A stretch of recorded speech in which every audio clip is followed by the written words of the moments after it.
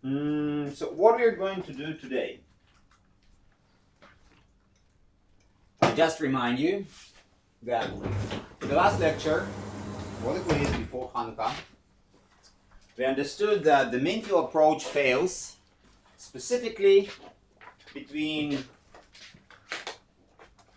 for dimensions d smaller than 4, larger than 2, right? Specifically where it counts is actually can be greater than. The mean field approach fails. Okay. Mean field approach fails. Now, what it means that mean field approach fails. So we had two limits and two critical dimensions, the higher critical dimension and the lower critical dimension. The lower critical dimension, which is 2, we observed that there is absolutely no ordered phase, right? So their fluctuations are much higher than anything else, and the ordered phase cannot be created, so you don't have phase transitions. Now, we haven't showed it explicitly for the Ising model, but probably maybe we'll show it later. So low enough dimensions, no phase transitions, the correlations and the fluctuations basically kill everything. You don't have ordered phases. Okay, so this is lower dimension. Higher dimension, we did something different. We looked on the Ginzburg criteria. So the fluctuations were going to 0, but the ordered phase itself was going to 0, and the ratio of them, this was the Ginzburg criteria, was either converging to 0 or it was diverging. And this is how we obtained the higher dimension 4, for which we understand that above dimension 4, the only solution that we have is the mean field, at least in the thermodynamical limit, okay, near the critical temperature. We have a solution, we have an ordered phase, and the fluctuations around this phase absolutely not important. Okay, so this is the higher critical dimension. Anything else in between? So the expectation is, yes, there is an ordered phase. So the correlation between different fields, between the different spins, somehow they create order for low enough temperatures. But this ordered phase cannot be described by the mean field solution. Specifically, when we look on the critical exponents that we discussed last time, those critical exponents are in reality, when measured numerically or they're measured in the lab from experiments, they're very different from what you obtain from the mean field. Those critical exponents, the behavior of specific quantities near the critical temperatures, when the temperature is approaching to the critical temperature, all those critical exponents were over the mean field, they completely independent on the dimension, and we do see a strong dependence on the dimension for real system, and they're different. So there is an universality class, there is ordered phase, it's always described by this critical exponent, but it's different than the mean field. And the question was, all right, so why and how we try and deal with this? Well, it's narrow when we talk about dimensionality, right? The number of dimensions between 2 and 4, it's not so large, but it's actually what's important. Okay. Now, so what do we do specifically? And I want to go forward by extending the formalism that we already started with when we discovered the higher critical dimension and the lower critical dimension. And the idea is coarse graining.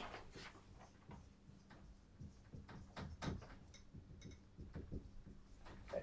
So if you remember the coarse graining that we've done so far, let's assume that we have a magnetization, okay, or a field as a function of x, okay, and it fluctuates and varies right? So the coarse graining procedure was to locally average over this field and represent a new type of field, right? Which is taking for local averages, or running averages of this original magnetization. So we're going to have something like this, this, and this, and this, and this. Okay? So we average over some fluctuations, right? This was the coarse graining step.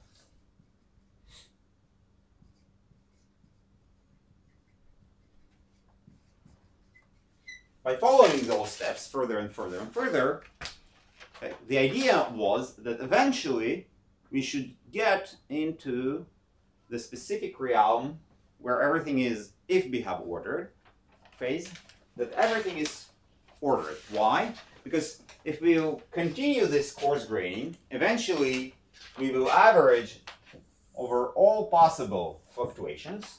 So, and if we'll eventually reach some specific solution which provided by the mean field solution, it's going to be constant, right? So if you will coarse grain again, it still be constant. Okay? Back. When you average over a constant, the constant exactly the same constant. Okay, so this is coarse graining.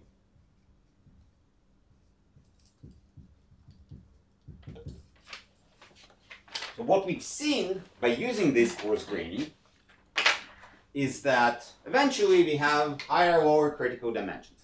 But what we haven't used actually, and this is what we maybe can follow on, is maybe this is not the only solution, right? So what is the idea? The idea is you coarse grain, and then you coarse grain again, and you coarse grain again. And eventually you reach a steady state, okay, which is some sort of your fixed point, because if you coarse grain again, the same behavior reappears, right? So this is your fixed point. Now, what we observed is that this fixed point, which we attribute to the mean field solution, is not real. It's not present. Okay? You can say basically it's zero. But maybe, and this is the generalization of this coarse graining approach, maybe there are other fixed points, right? So maybe I will coarse grain, and I coarse grain, and I will coarse grain, and I won't converge to the mean field solution. Maybe I can converge to something else, right? And if this something else is not mean field, but the fluctuations already somehow incorporated inside, I will coarse grain again, and it will be still the same solution as previously. Okay? So the idea is, maybe I can use these ideas of coarse graining to discover fixed points, okay, which are solutions of the phases which are not mean field. Okay? So I don't know how to solve exactly all those integrals in the Ginzburg-Landau representation of the partition function. Nobody really knows. It's a functional integration. It's extremely complicated. It's large. We know how to solve it for very specific cases, which is mean field. Okay? Now, we don't know what to do else, so this is what we're going to try. We will try to use coarse graining and hope to find fixed points which are non-mean field. So the idea today is how to define and how to use those coarse graining procedure. So we're going to do something which is called renormalization group.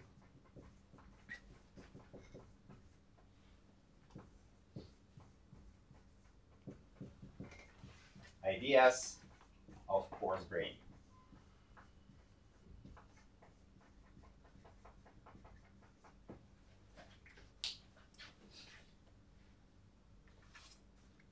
Now, what exactly we are coarse graining on? So if we'll take, for example, our system, what we used to do is to describe everything by some values of the field. So we are going to have phi1 and phi2 and phi3 and phi4 and phi5, phi6 and phi7, etc., etc., etc. So we have different values of the fields in different positions in our system. It doesn't have to be a two-dimensional system. It can be a three-dimensional system, four-dimensional system. But we have different values of the field, okay, inside the system. One can think, well, instead of fields, if you don't like the fields, we have different values of spins inside our system, right? So the fields by themselves are already some sort of a coarse graining over the microscopical variables. So we have different fields. Now, what we do for those fields, we compute probabilities of specific states, or we compute the total energy. What we compute by total energy, remember, so we have to integrate over the system, volume V, of some functional of phi, right, or some function of phi, which was our Hamiltonian or our energetic density. So we sum up over all the possible variables of phi, we sum them up, and this is what enters into this partition function. Okay. For example, for the Ising model, right, we look on a specific variation and we say, well, we can compute the e to the power minus a summation I mu si minus summation I sum of g j I j si as j. Okay. So we look on all the different variables, and the thing that eventually enters everything is some sort of a sum over the values of those, or the fields, or the spins, right? So in order to coarse grain somehow what I was trying to describe to you here, what we need to do is build, instead of those local fields or local spins, some variables which are be larger and describe summations with those original variables. This is the idea. Like over here, instead of saying, oh, the magnetization here, it's A, where it's B, there is 7, there is 4, you sum up over all the magnetization, somehow average, and represent a coarse-grained behavior.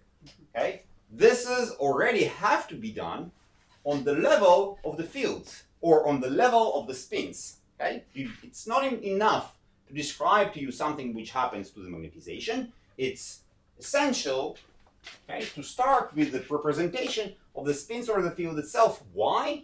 Because everywhere where you're going to compute something, you have a summation over different fields. Those are going to be some functions of fields, multiplications of the different random variables, but eventually you sum up over different realizations over different variables. Okay? So the simplest example is like in Ising's one-dimensional Ising spin. You look on the different spins, right? And the spin can be up and down. And you can basically say, well, if they're completely independent, I have here, for example, if I sum over this 1, 2, 3, 4, 5, 6, 7, 8, if I have here 8 spins, and I want to compute the magnetization of the spin, of these 8 spins, so it's I goes from 1 to 8 over Si. Each of those Si's are Bernoulli random variables. They can have up or down. We can say +1 or -1 because they have only 2 states. And I'm summing up over here over specific random variables which are independent, etc., etc. Okay. Of course, our question is going to be harder because in our case, all the different spins are not exactly independent because of this term over here. And the different fields are also not independent because it's just a local energy and you have to sum over everything. So it's the function local. You cannot say that the function is have a specific value here and a different value there. Due to the continuity, the functions have to be somehow, the values have to be correlated. Okay? So The simplest realization is where your random variables are independent. And we do know that we have to somehow coarse grain over dependent random variables. But before we do the more complicated stuff, okay, I would like to describe this approach of coarse graining and renormalization group when I'm dealing with random variables. Okay, so let aside these Ginzburg-Van der Hamiltonians, the partition functions, etc., etc., etc. In order to understand the ideas of a normalization group, I want to apply those ideas of coarse graining, not to magnetization, not to some particles. I want to apply those ideas to simple random variables.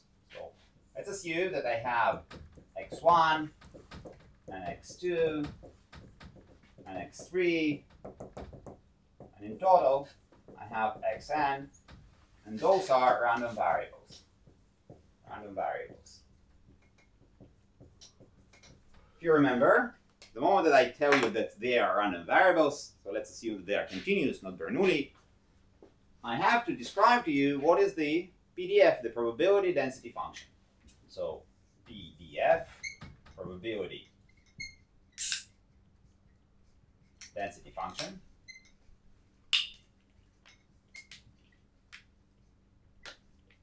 of f, for example, x1, x. Okay. It is a function, some function. The only thing that I care about that it has to be normalized, okay, and it has to be positive or greater than 0. So f of x is greater or equal to 0 for any x, and we know that the integral from minus infinity to infinity of x, x1, x, dx has to be equal to 1. Okay. Now, we'll come in a second to this coarse graining. Before we coarse grain, I will just remind you specific properties of those random variables. So first of all, I assume that all those random variables are IID. IID.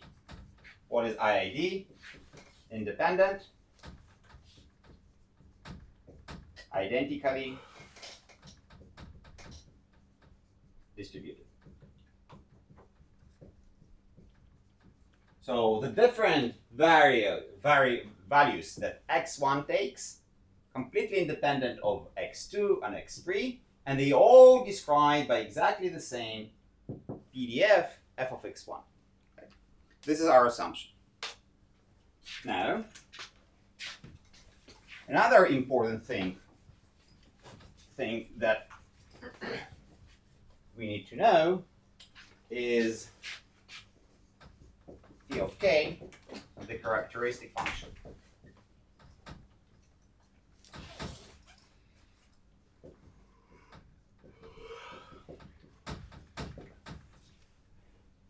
What is this characteristic function? It's just the Fourier transform of the PDF. So phi of k is an integral from minus infinity to infinity e to the power I k x f x1 x dx. Now, I think you already noticed that almost in every lecture we have this Fourier transform, and it's very, very essential in this field of renormalization group, Wien field, Ginzburg-Landau, etc., etc., etc. So it's going to be very, very important for this case of renormalization group. Great. So why do we need this characteristic function at all? So the answer is important for convolutions.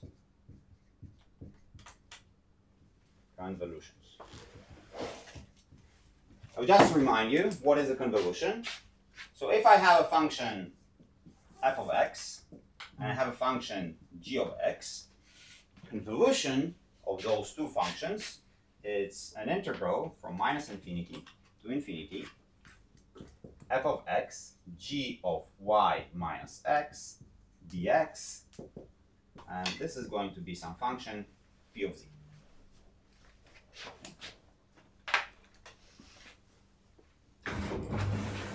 So what is the connection between the characteristic function and this convolution? It's p of y, right? P of y, yes, yes.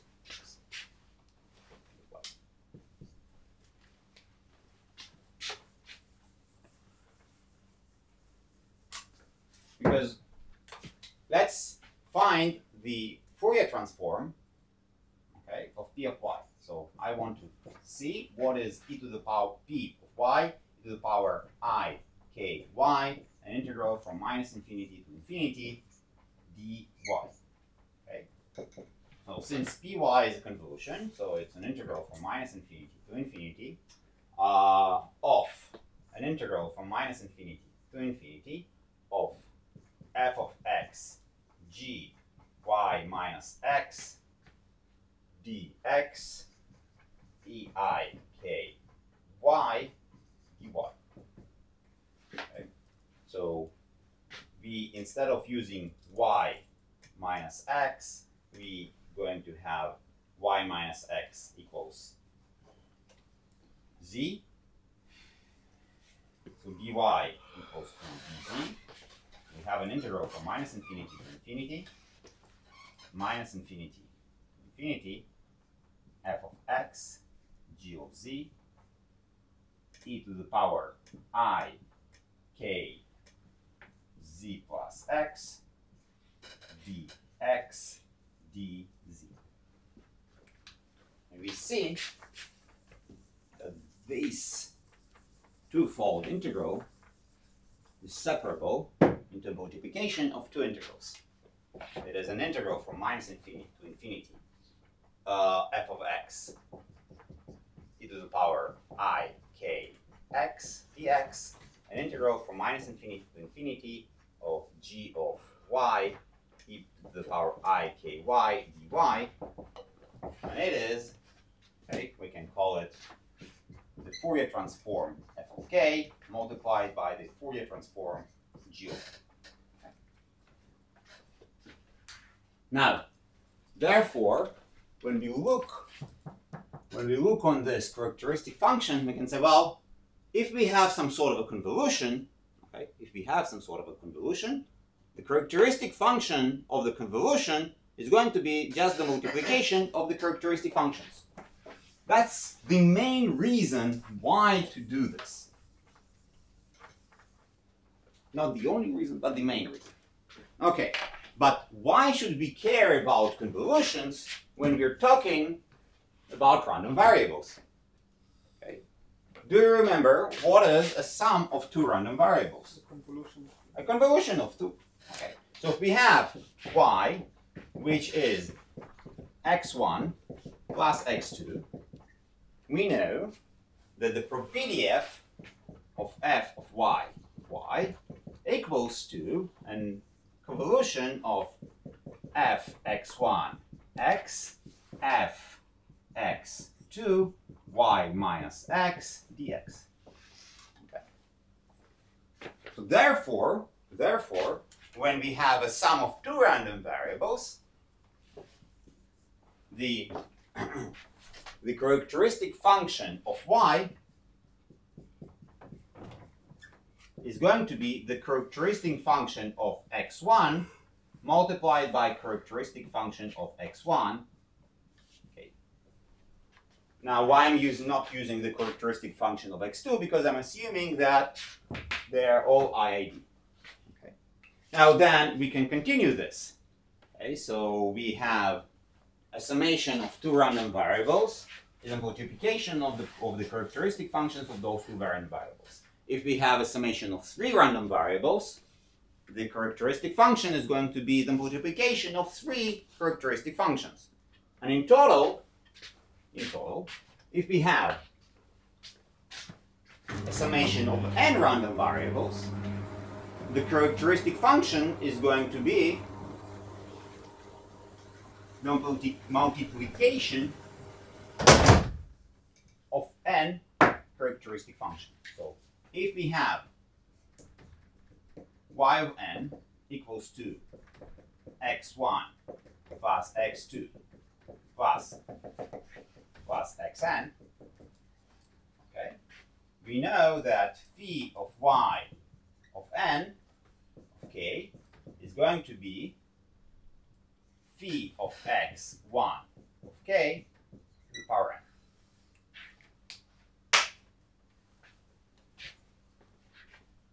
All right.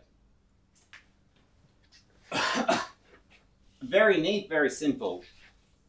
Now, some other thing that we can maybe consider is what are the other properties? So we need to use some sort of an assumptions regarding what are the characteristic functions, what are the details. So let's limit ourselves. Yes, question? Yeah, but we assumed IID here, but that part of a verb, at least at that stage, does not require. No, you have to use IIDs for this guy. Yeah, but what I'm trying to say, it can just be another function, like on principle. Yeah. But maybe. But if you want to describe the summation of two variables, not particles. If you want to describe the summation of two variables and you want to describe it by using their characteristic functions or their PDFs, they have to be IID. Otherwise, this formula won't work. That's it. Okay. So what I'm assuming, by the way, another way to write down what is phi of k. Phi of k is an integral from minus infinity to infinity of f xx eik x dx, which is exactly as computing the average of eik x, right? So it's another way to writing this down. And for example, this part we could obtain as what is phi y n of y. Okay, it should be the average of e I k x1 till xn, average, and it is the average of e I k x1 multiplied by e to the power I k x2 multiplied by e to the power I k x n. And here, regarding your question, the moment that they are independent, the average of a multiplication of the functions of independent random variables is just the average of the multiplications, or multiplications of the averages. So it is I k x1 eik x2 eik x n, which is f k multiplied by phi of k and phi of k, it equals to phi of k to the power n. But you have to have an independence in order to perform this step over here.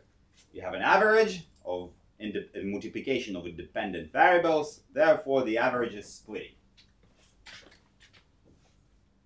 Okay, now for our part, if we already assumed IID, we also want to assume something a little bit more. Shouldn't it be as a function of k, not a function of y? Where? Oh. Yep.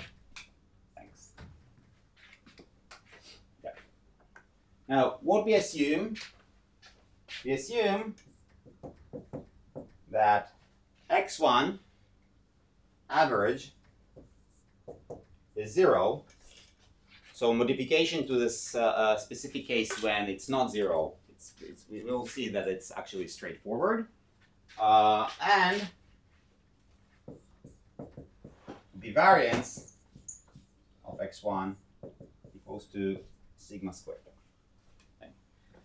Now, everything that we do can be modified when this guy is non-zero, okay? Simply something else. And regarding the assumption, we also assume that the sigma squared is finite. If time permits, I will also show you how exactly all the results that we're going to do, I'm going to show to you, are modified when sigma squared diverges. Let's see how much time we're going to be left now done. Okay. Now, so this is the setting. We have sums of random variables, right? We know how to describe those sums of random variables by using characteristic functions. The characteristic functions in Fourier space, they have a specific property of multiplication, multiplicative property. It's like factorization, right? So the stage is set, and I want to ask the following question. I have Sn, which is the sum of those random variables.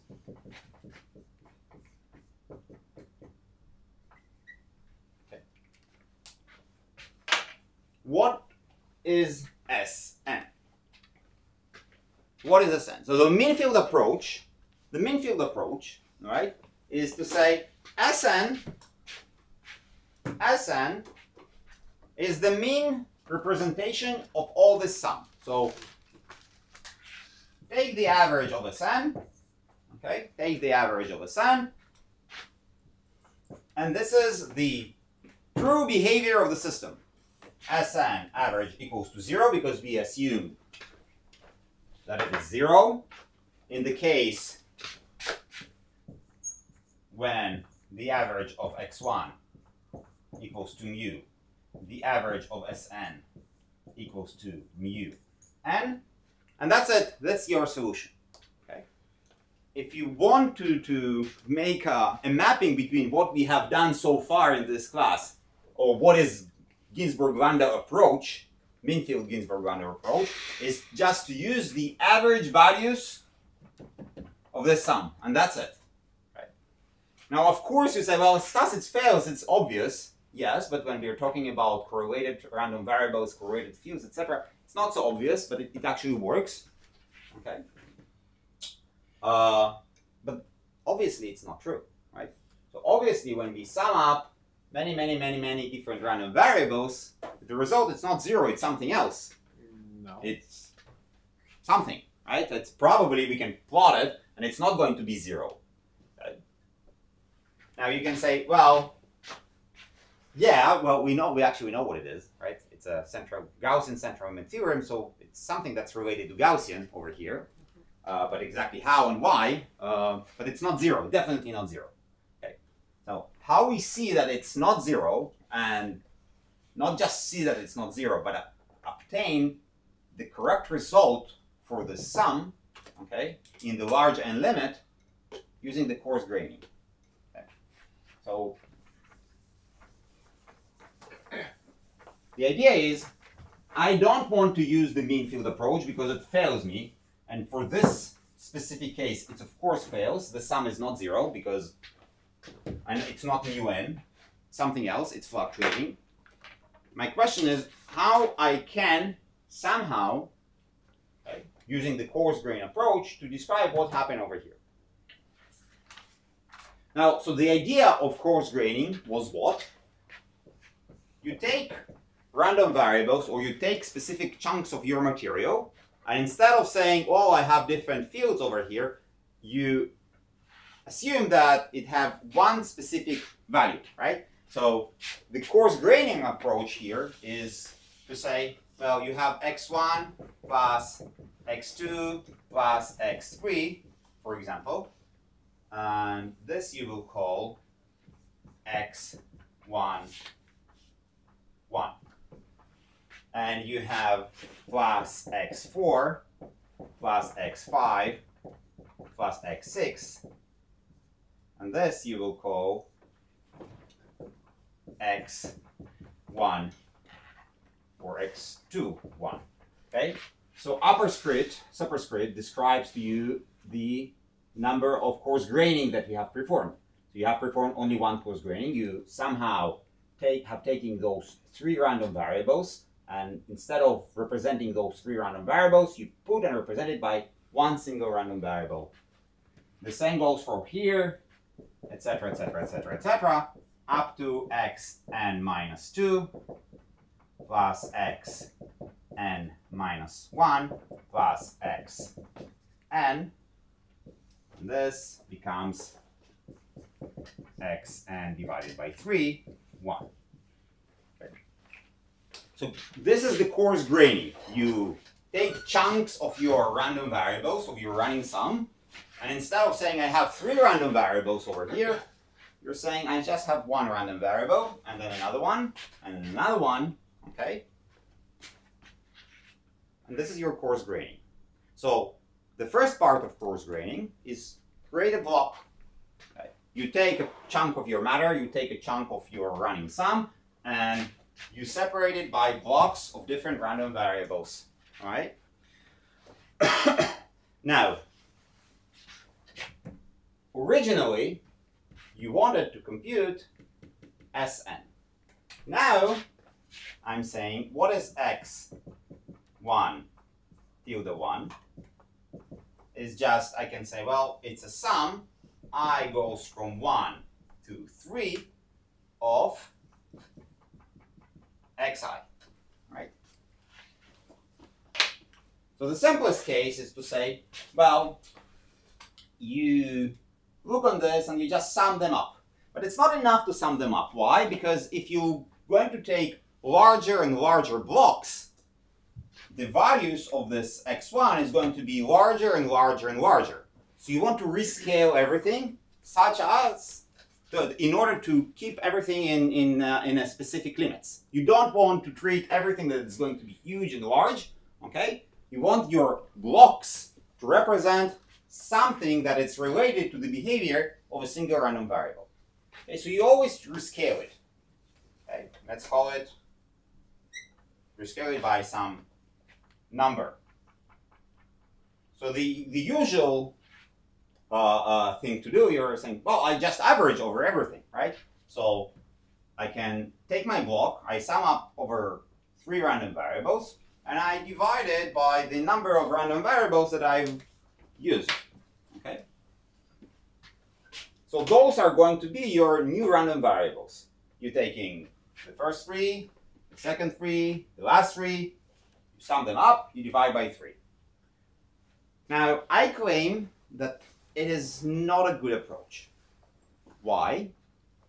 Because eventually, what we want to do, eventually we want to take larger and larger and larger blocks, such that maybe somehow it will lead us somewhere. Okay? I'm not telling you yet where. Okay. Now, if you're going to take blocks not of 3 random variables, what if you'll take block of b random variables? So what if we have x, b1, which is going to be a summation I goes from 1 to b xi divided by b. Okay? Let's define our block in this form. The problem with this is when b is large,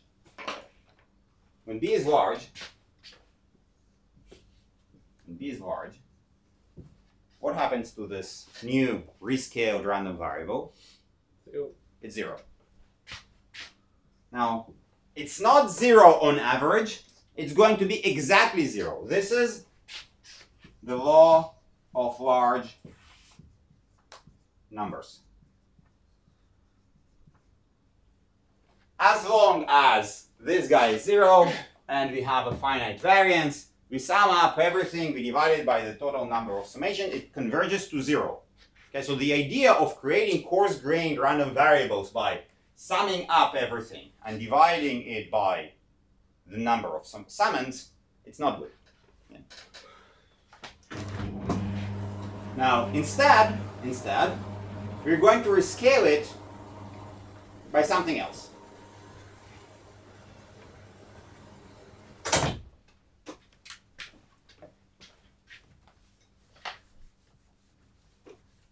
So we take a block of random variables. I goes from 1 to b, xi, and we divided it by square root of b. Why exactly square root of b? It will be a little bit clearer later. Okay, but let us look on the blocks. This is our one single block, okay, of random variable. So the moment that we know this is one post-graining, okay, including b random variables, the moment that we decided that this is our block, we completed one RG step. So this is a single RG step. RG is the renormalization group.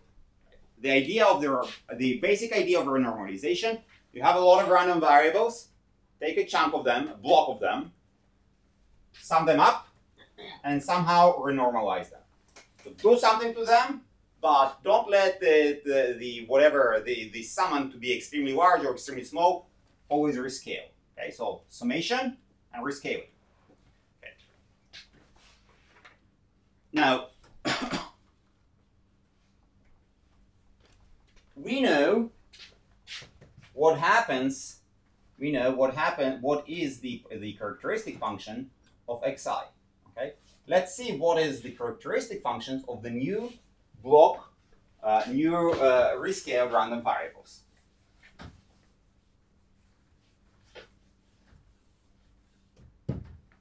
So I want to see what is the characteristic function of f x1 b.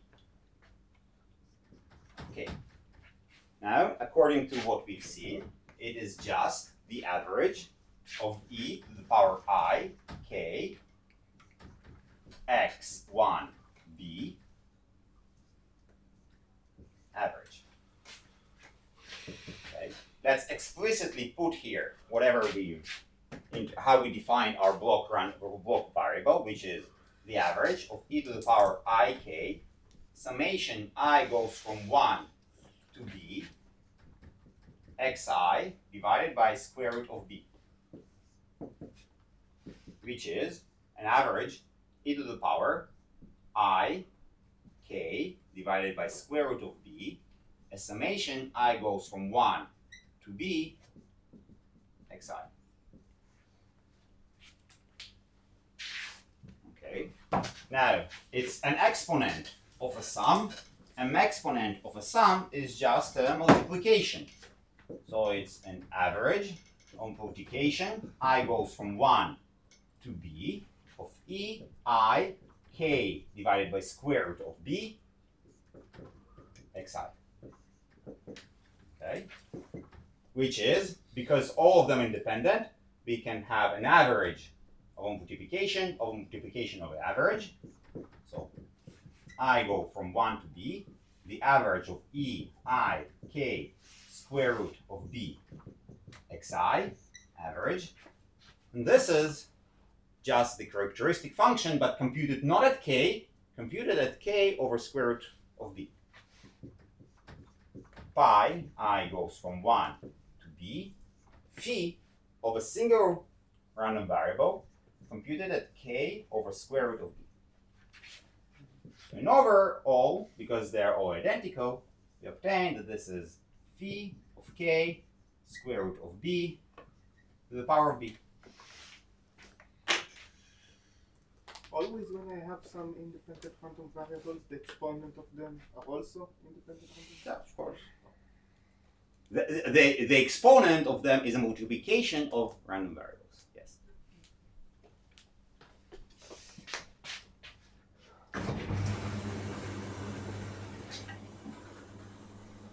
All right. Now,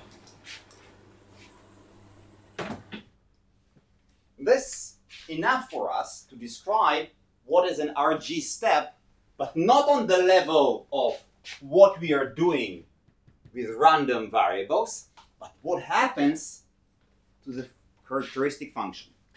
So remember, I'm saying a single step of RG is to block these random variables somehow together and rescale them. Okay? So I can look on this in real space and I said, this is what you're doing, Stas. You're taking partial sums, you sum them up, you divide it by square root of b. Or I can look on this in functional form. So in functional space. What happens in functional space? I had a single characteristic function which described a single random variable. Okay. Now, I performed a single RG step, which was this.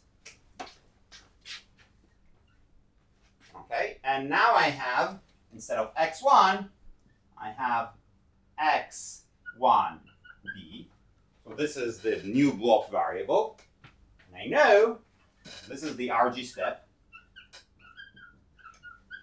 And I know that this RG step corresponds to transformation from phi x1 to what?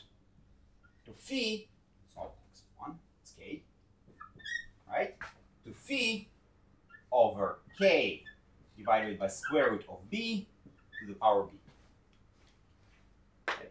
So, in terms of functions and operators, I'm saying the following thing. The moment that you coarse grain, this is your single step. The coarse graining step is like I have an operator, R of B, that I was applying to a characteristic function, and the result of this operation is phi over k divided by square root of b to the power b.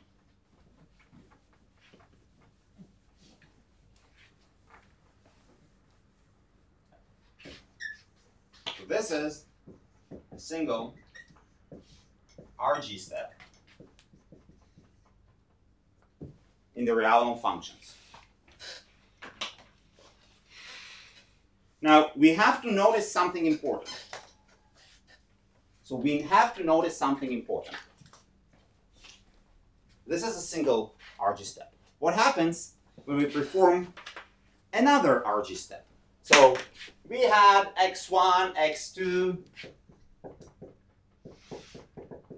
x2, up to xn.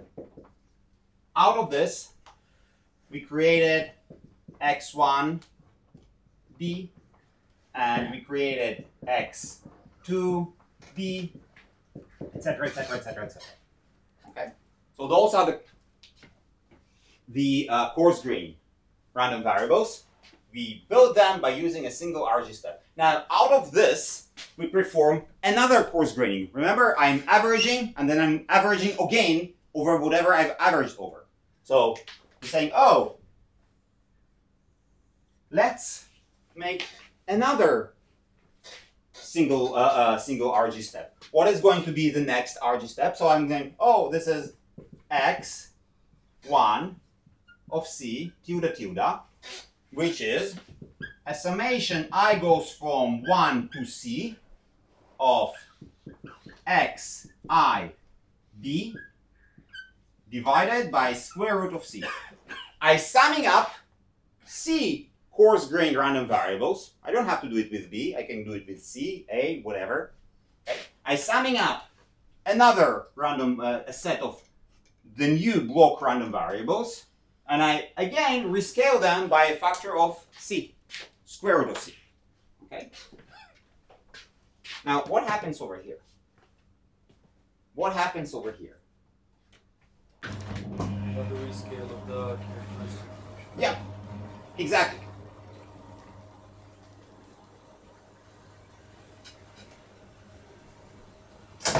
So I notice something very important, and it's equivalent in real space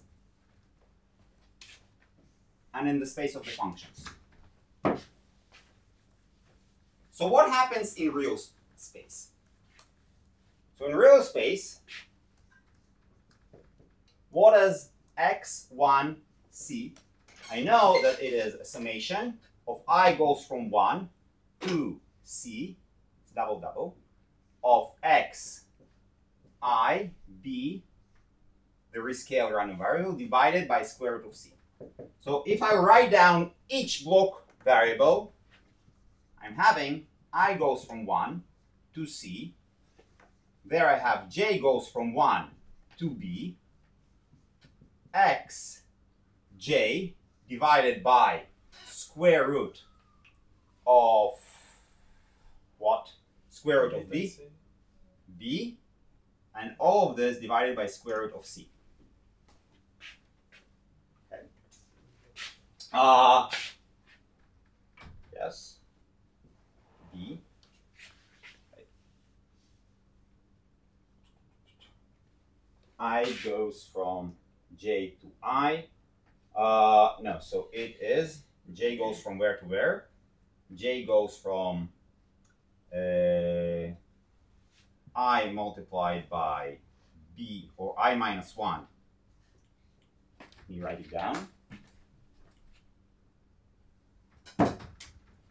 J goes from I minus 1 b plus 1 to IB. Okay. Now, when I perform all those summations, simply means that is going from I goes from 1 to BC of xi divided by square root of BC.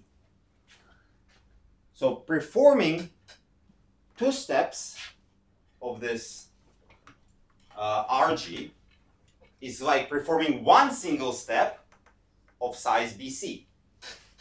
One single step of size BC.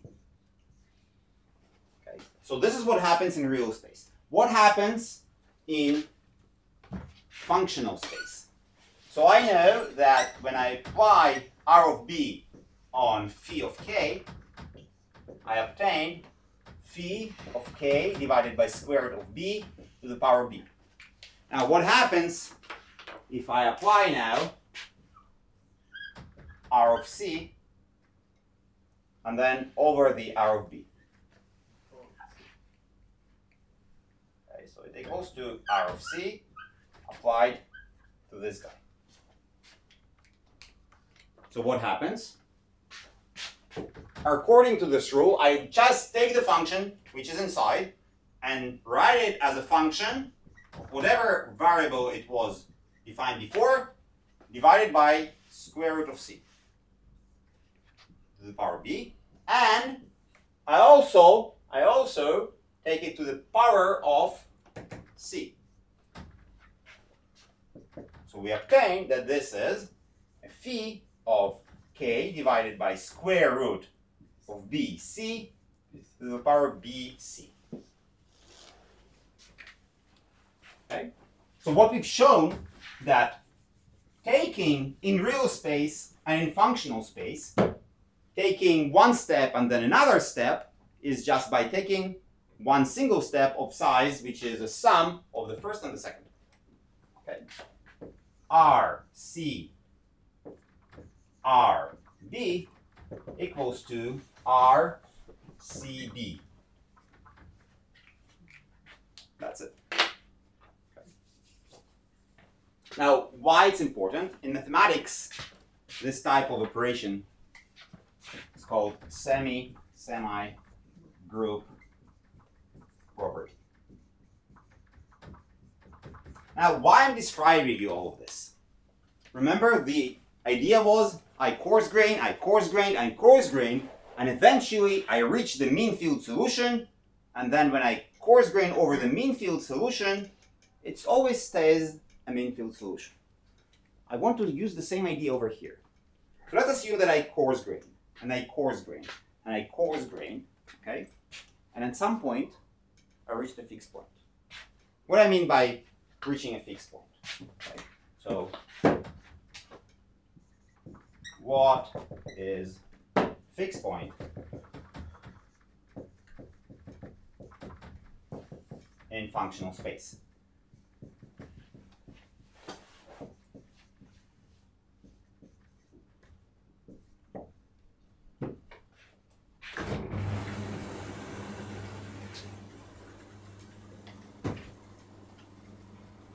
So I start to coarse grain.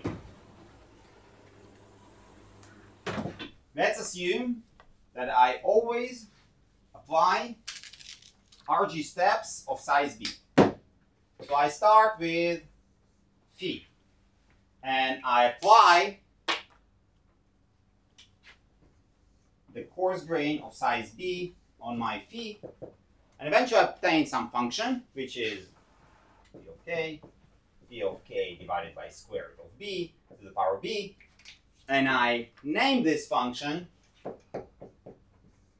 phi1 of k. So after one step of coarse graining, I obtain function phi1.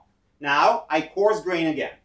So I take my RB, I sum up all the different random variables as I did over here, okay, and I apply them on phi1 of k. Can I ask a question? Yes. This is sure was also working if you wouldn't choose a square root. You could choose like c to the power of point. It's very important. I will show you later why it works actually. Okay, but this is a square root because you want to think about it like some kind of white noise. No, the variance absolutely not related. Okay. It's related to the small k behavior, and we will reach it soon. Okay. It's absolutely not related to white noise. It's to what power I rescale. It depends only on the properties of the small k behavior of the characteristic function. I will describe it to you in a second. Okay. 1 second. Couple of minutes. Okay. I have RB phi1, which is going to be, according to the definition, it's just phi1 k square root of b to the power b. Let's call it phi2 of k. Now, I'm saying, well, let's do it again and apply RB over phi2 of k. It's going to be phi2 of k divided by square root of b to the power b, and I call it phi3 of k. Okay. And I will continue this. I will continue and I will continue and I will continue. And I hope to reach what I call the functional fixed point, the following situation. Hopefully, at some point, I will have phi star of k. And I apply my RB over this phi star of k. And usually what I expect according to this formalism to obtain is phi star of +1 of k. But I hope to obtain that it's going to be also phi star of k. Okay. So my hope is that I coarse grain and I coarse grain and I coarse grain. It modifies the characteristic function, it modifies the characteristic function, it modifies the characteristic functions.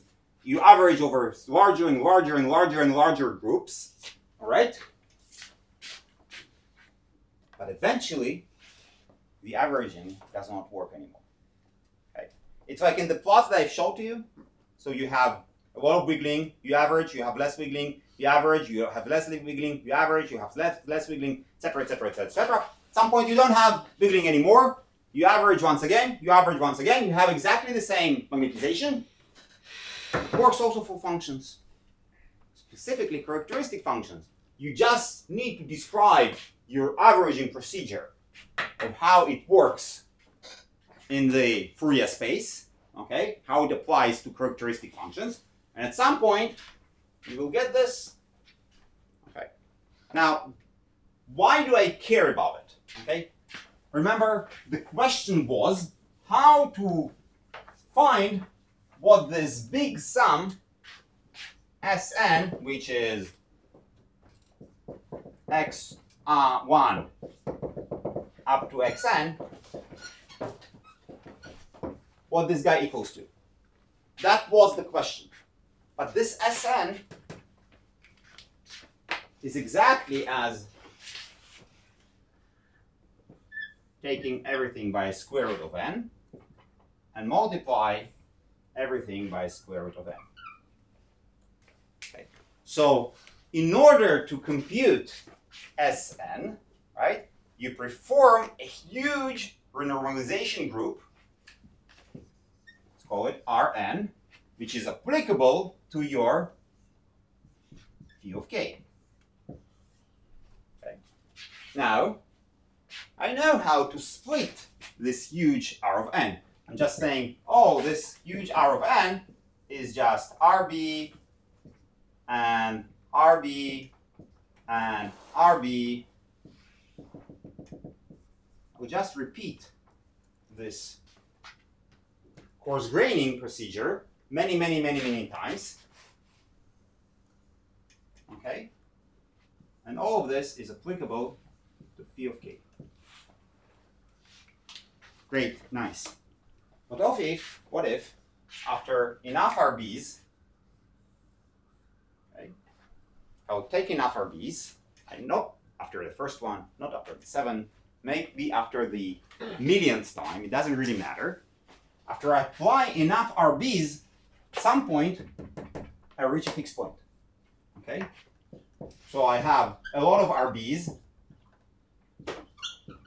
that are left. But since I applied also a lot of RBs in the first place,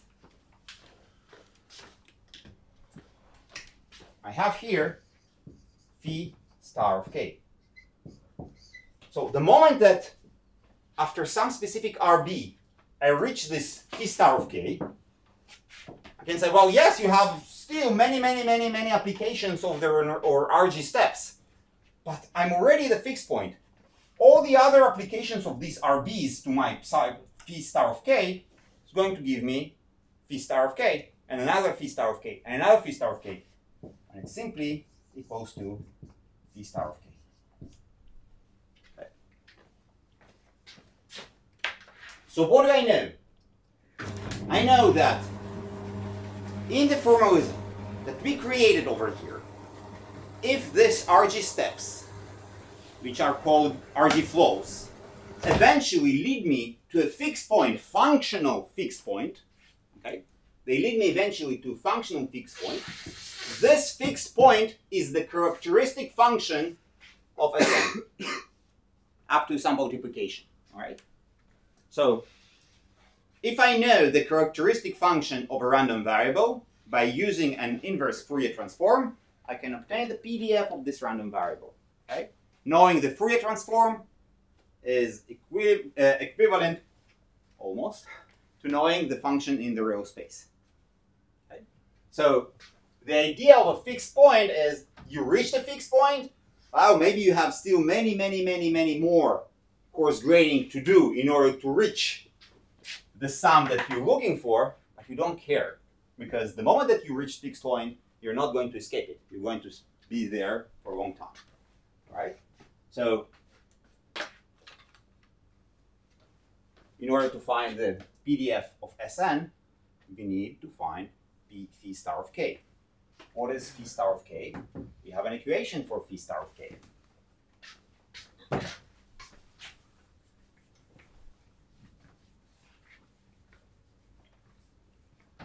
What is the equation for phi star of k?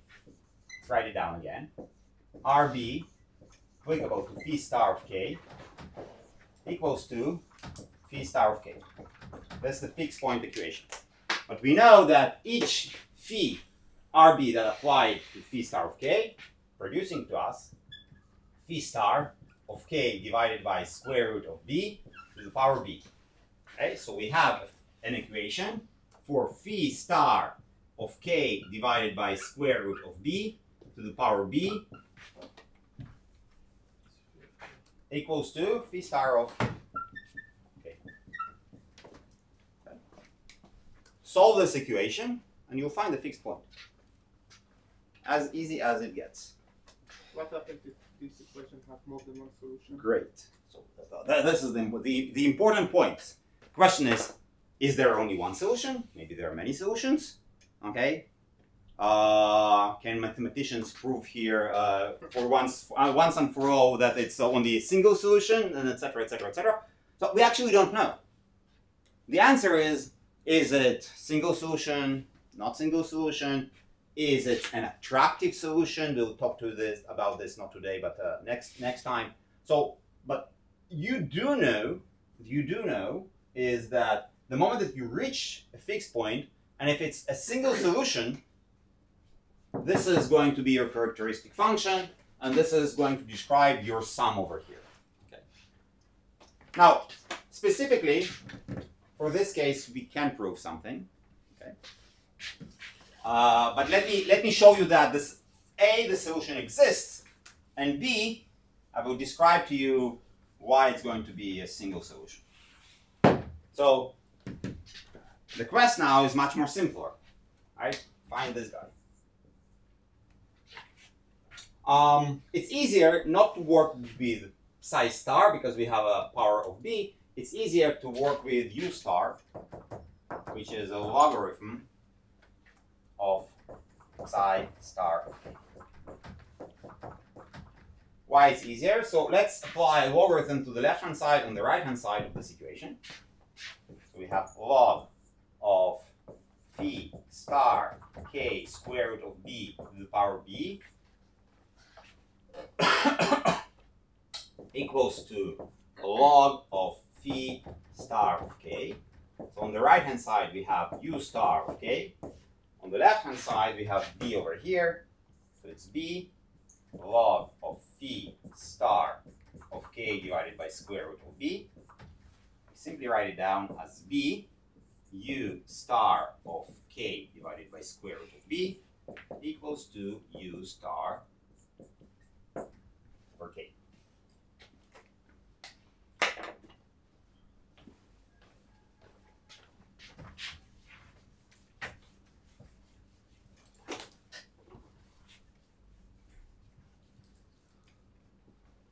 Now, well, we can solve it.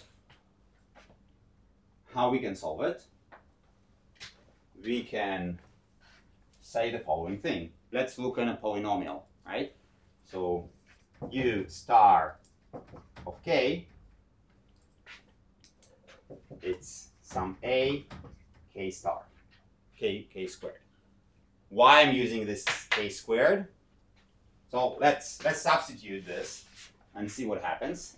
So we have a k squared equals to b of a k divided by square root of b to the power of what?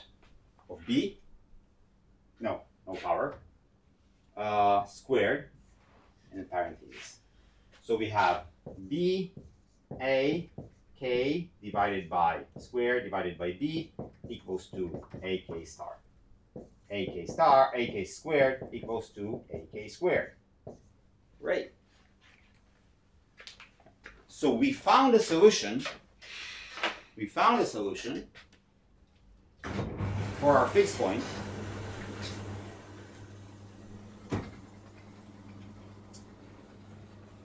Right?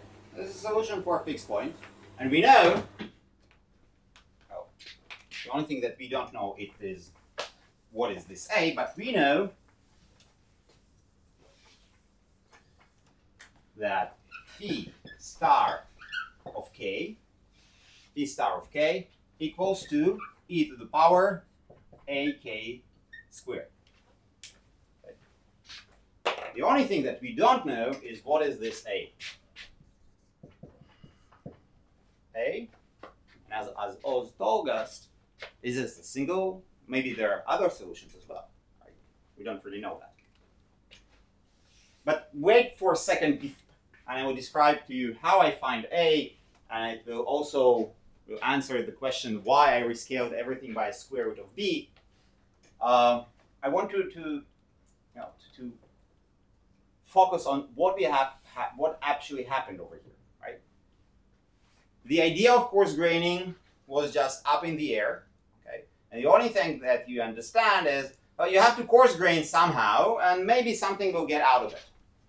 Okay?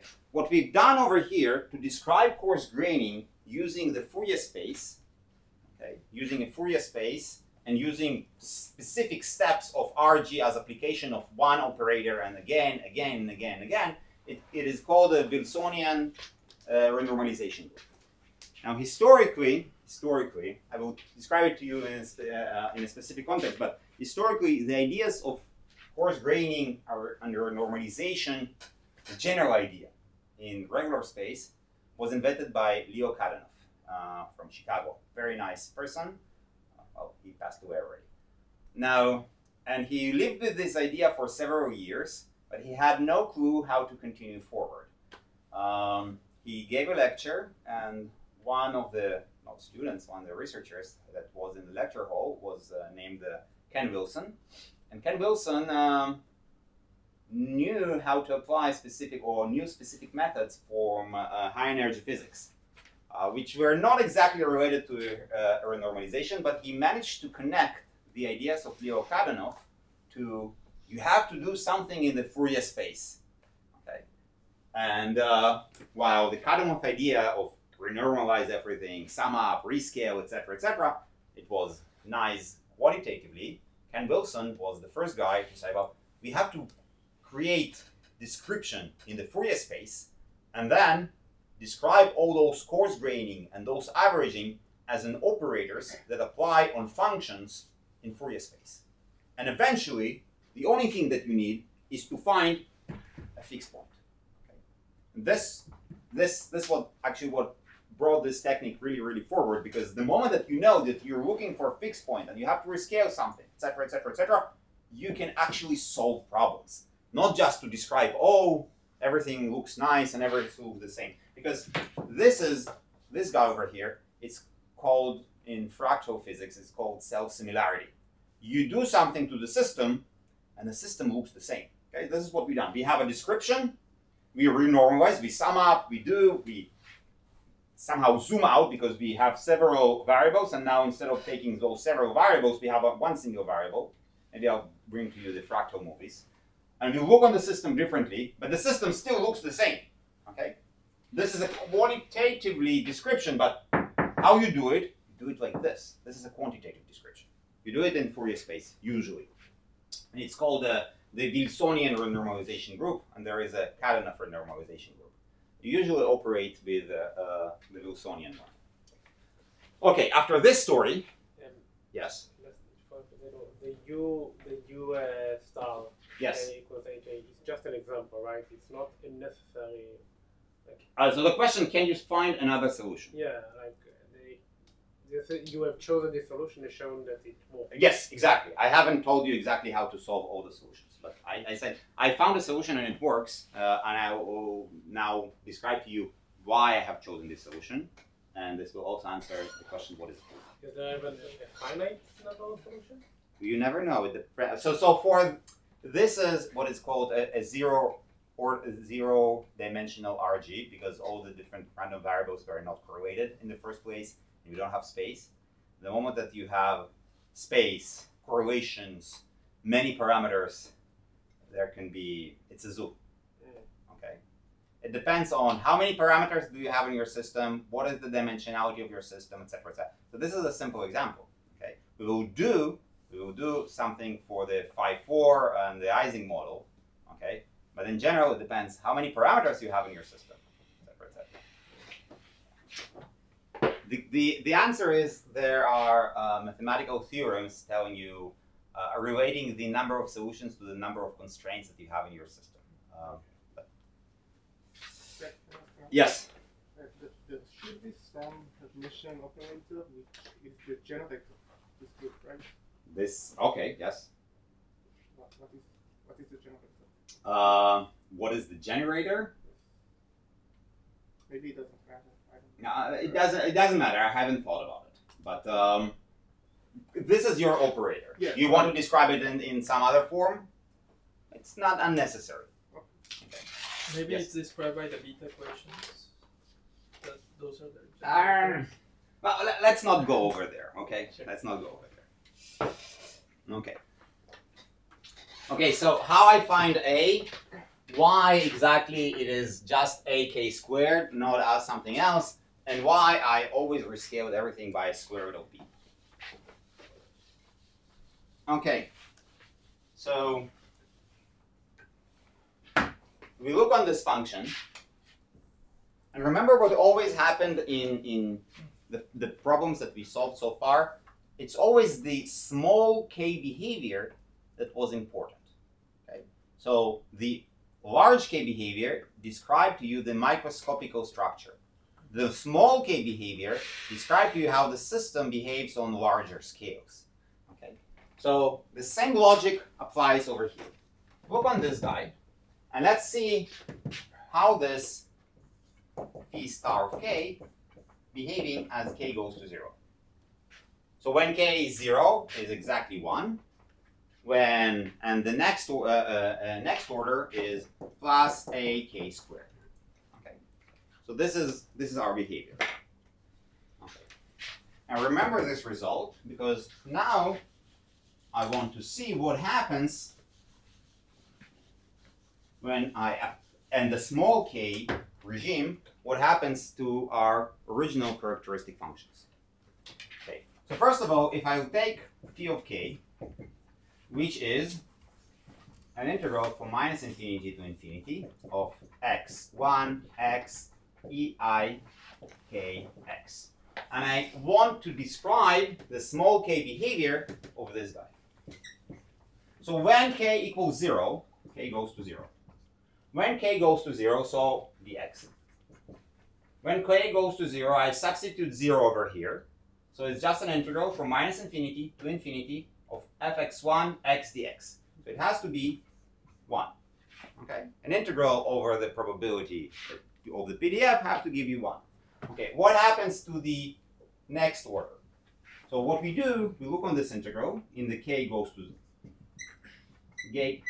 0 limit, minus infinity to infinity, f x1 x, and I'm saying k is very, very small. So when k is small, I will have 1 plus I k x minus 1/2 k squared f x squared. Okay? In a second, it will be clear why I haven't taken just the first order and why I actually expanded all of this up to the second order. dx. Okay. So now, instead of doing one single integral, I'm doing 3 integrals.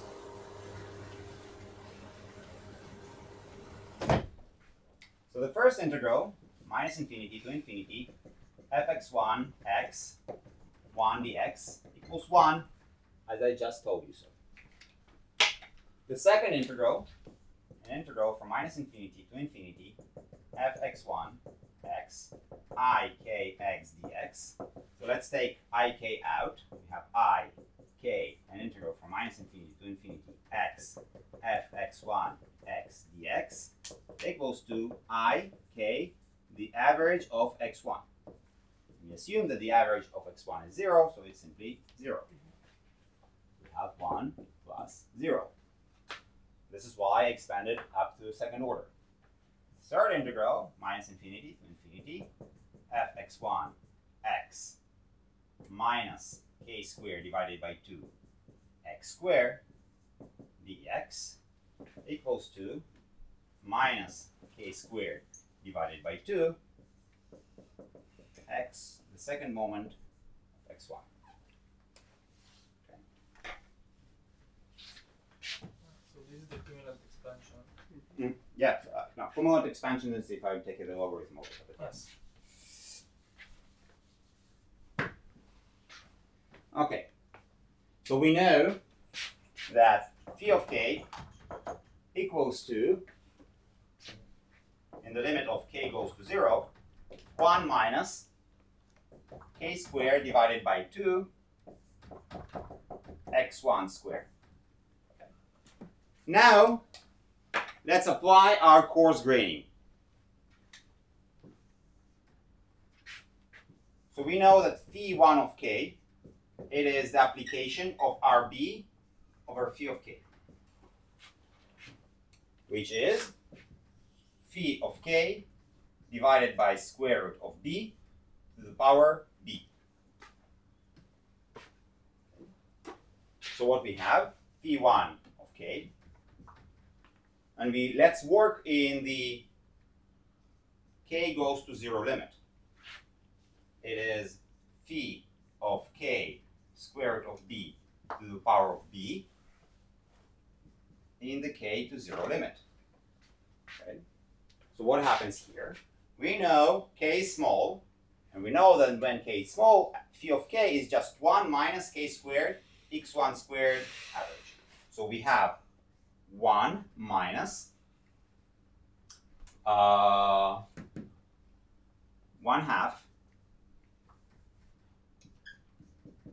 x1 squared multiplied by k divided by square root of b to the power of 2, and all of this to the power of b.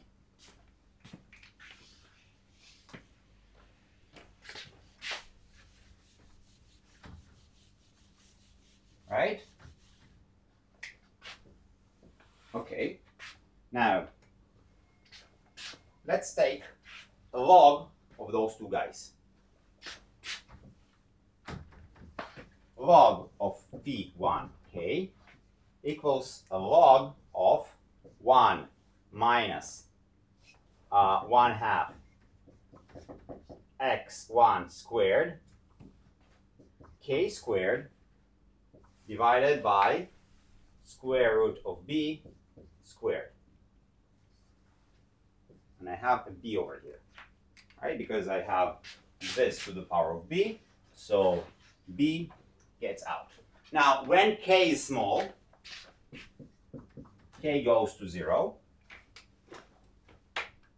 we obtain that log of phi1 of k goes as minus b multiplied by 1/2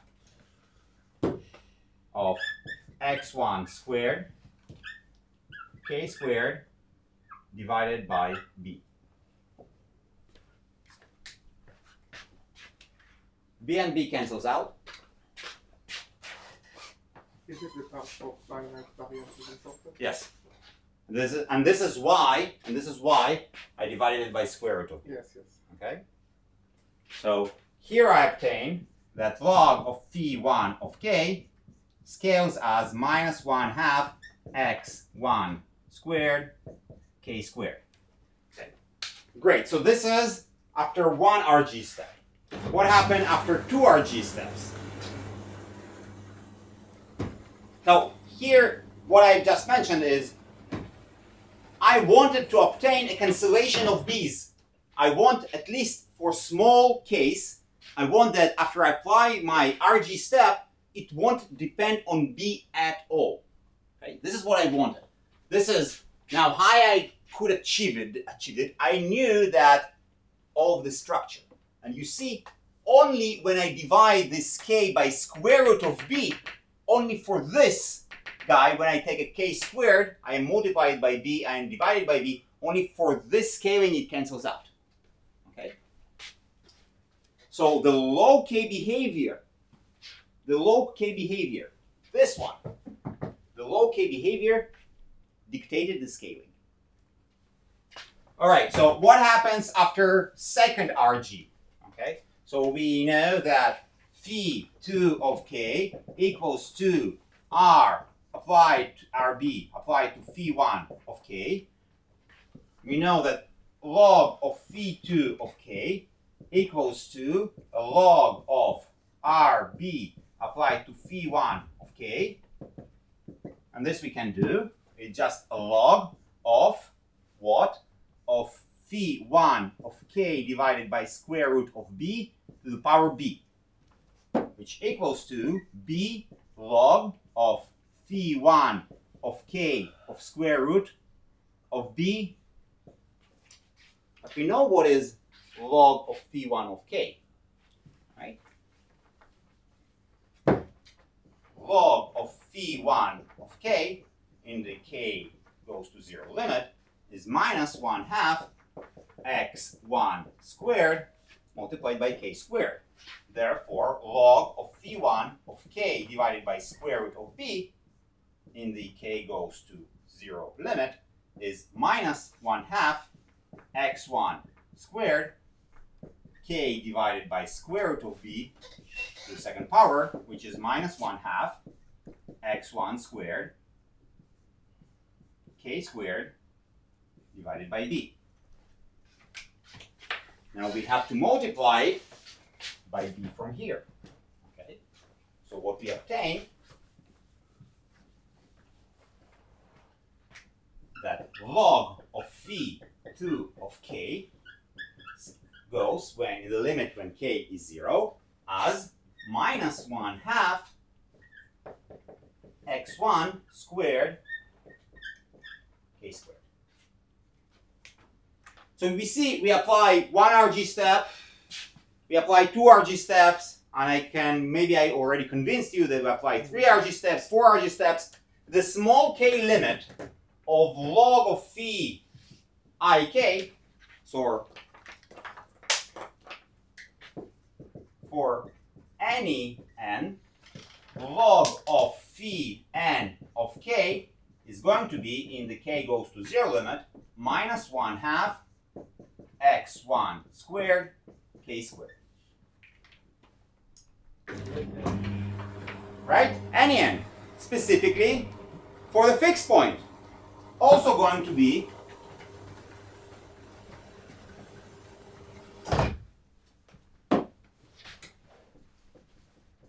after enough applications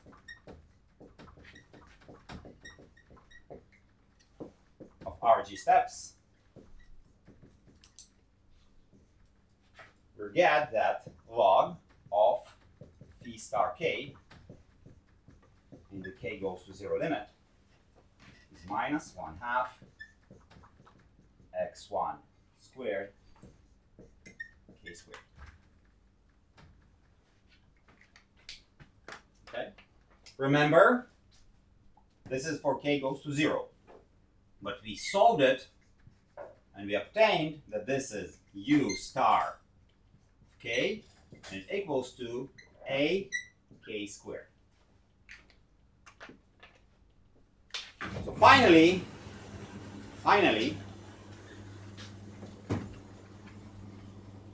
what we found.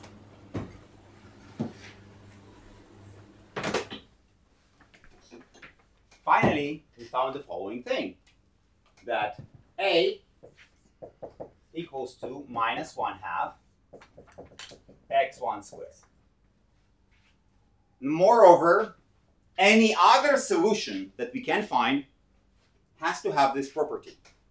Now, I cannot prove to you that there is not any other solution that solves the u star k equals to b u star k divided by square root of b, and also satisfies that u star of k goes to 0 equals to ak squared.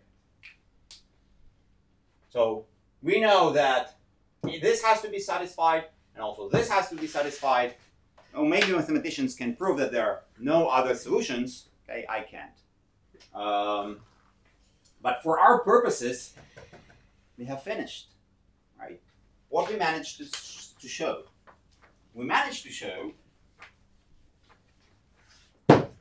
that phi star of k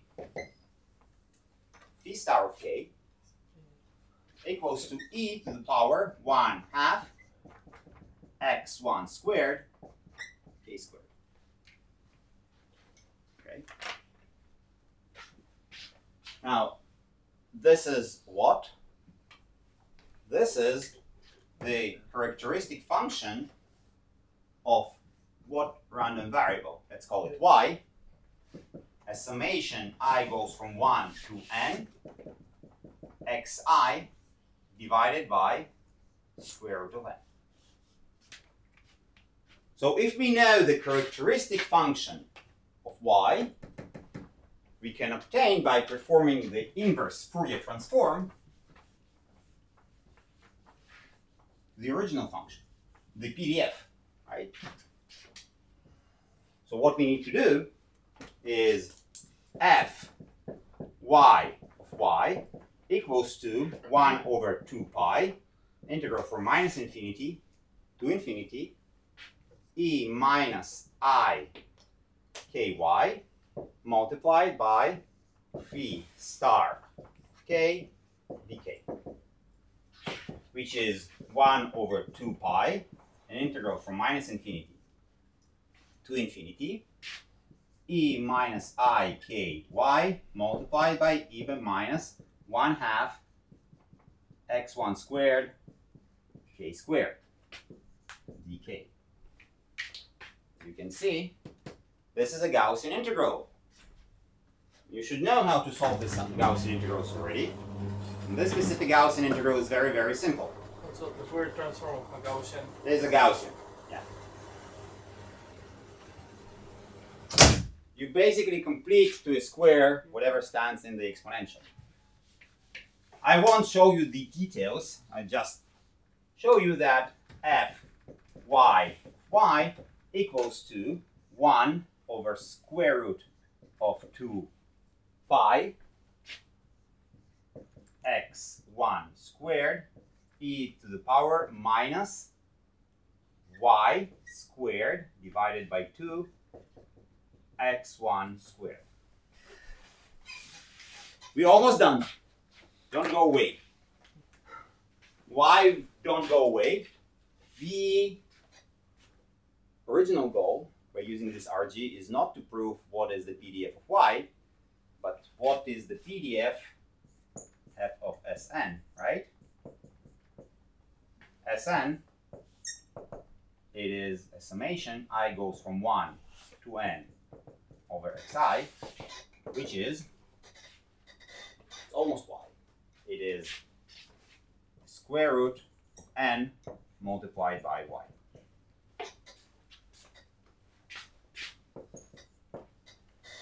So we have a random variable y.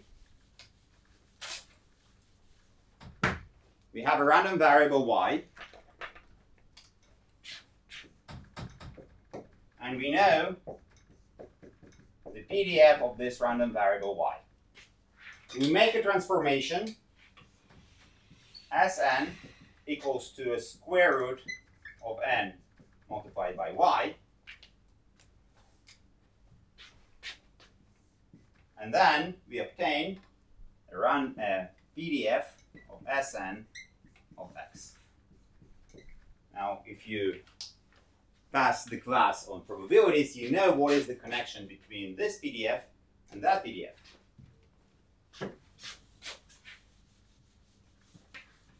The connection is that f Sn of x, it is f y of Sn divided by square root of n multiplied by 1 over square root of n. So this transformation of variables, this guy comes from the Jacobian. Okay.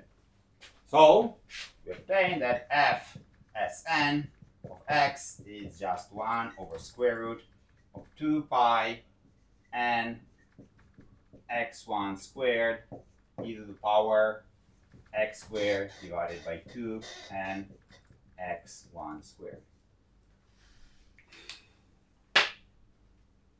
You can say, Stas, whatever you've done, we knew that it's going to be the result because we knew, or maybe some of you are actually taught, that there is something that's called the Gaussian central limit theorem. And this is indeed a way to prove the Gaussian central limit theorem. So first of all, if you've seen the proofs on Gaussian central limit theorem, they actually are more complicated, usually. B, what we need is not this final result. What we actually need is the technique and the ideas. Okay? And the ideas are applicable not just for sums of random variables, they're applicable to a very large class of different systems okay, where fluctuations matter. Okay, and the idea is you have a system, start to coarse grain. Properly define your coarse graining procedure, translate this coarse graining procedure into Fourier space, apply it to functions, okay, apply this coarse graining procedure to functions, and then find fixed points. Because the moment that you have found fixed point, sometimes maybe this fixed point is going to be the mean field solution, and then it's trivial. Maybe you're going to find a fixed point which is not a mean field solution. Maybe you'll find some non-trivial fixed point which is going to provide you the real behavior of the system. All right. We will continue with this stuff. Next week there is no class. There is a fast.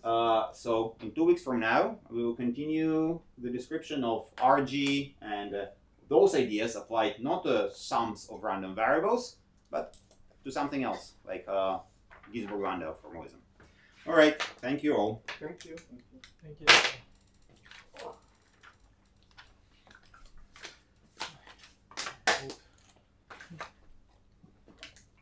מתיש. וכאילו זה בעצם לא לא היה צריך כל כך. טוב, זה בסדר שזה יהיה בעברית? כן. אוקיי. אז בעצם מה שהתחלתם לדבר עליו בהרצאה זה RG, שזאת שיטה כאילו זה המשך בעצם, קצת של גינזבורג-לנדאו, של למצוא מעברי פאזה והכל. אבל לפני שנדבר ממש כאילו על איך עושים את זה כאילו במערכות פיזיקליות, אז השבוע אנחנו מדברים על כאילו איך עושים את זה, כאילו דוגמה כזאת כאילו דברים מתמטיים של כזה משתנים אקראיים. והמטרה היא כאילו לראות את הרעיון או את כאילו, כן, לראות את הרעיון של RG, ולפני שכאילו נכנסים ממש לכל הפרטים והחישובים, אוקיי? אז בהרצאה, אז תס דיבר איתכם על סכום של משתנים אקראיים, נכון? סכום ממוצע מאוד דיבר איתכם, או שזה משנה. סכום, כאילו בהתחלה. אוקיי, אז כאילו נניח כאילו שיש משתנים אקראיים כזה שנדגמו מאותה התפלגות, ואז יש להם את הסכום שלהם. אז משפט הגבול המרכזי הוא אומר שהסכום, כאילו זה יוצר איזו התפלגות שהרוחב שלה הולך כמו שורש n, נכון? ואני לא יודעת אם הוא הספיק להראות לכם את זה, אבל זה כאילו בהנחה שהווריאנס הוא סופי, אבל כשהוא לא סופי אז יש תוצאה שהיא יותר כללית, שזה כאילו, זה מה שהוא בטח דבר עליו, הג'נרלייז CLT, כאילו משפט הגבול המרכזי המוכלל, שאז הרוחב הולך כמו n בחזקת 1 חלקי מיו. הוא הגיע לכזה דבר? לא. בכל מקרה, כאילו זאת התוצאה שהוא אמור להגיע אליה. והדרך לעשות את זה היא בצורה שהיא כאילו דומה ל-RG. מה הכוונה? יש כאילו כמה שלבים.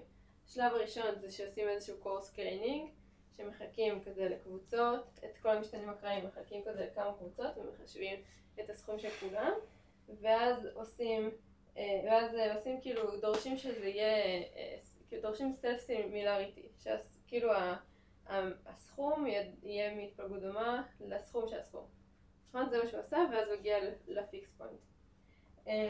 אז מה שאני אעשה היום זה דוגמה כאילו דומה, לא המשך של זה.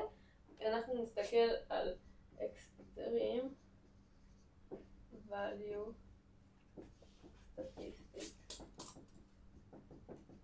שזה אומר בעצם כאילו הממוצע, סליחה, המקסימום. כאילו הסכום זה כאילו דומה לממוצע, אנחנו נסתכל על המקסימום.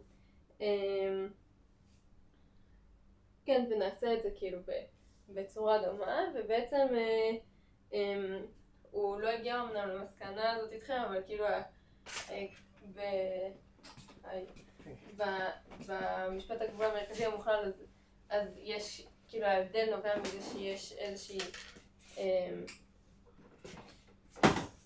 אוקיי, רגע, נסיים מחדש. גאוסיאן, הוא דיבר איתכם על משפט הגבול המרכזי המוכלל באמת? כאילו אמר את המילה הזאת? כן, הוא אמר את המילה, אבל... סבבה, אוקיי.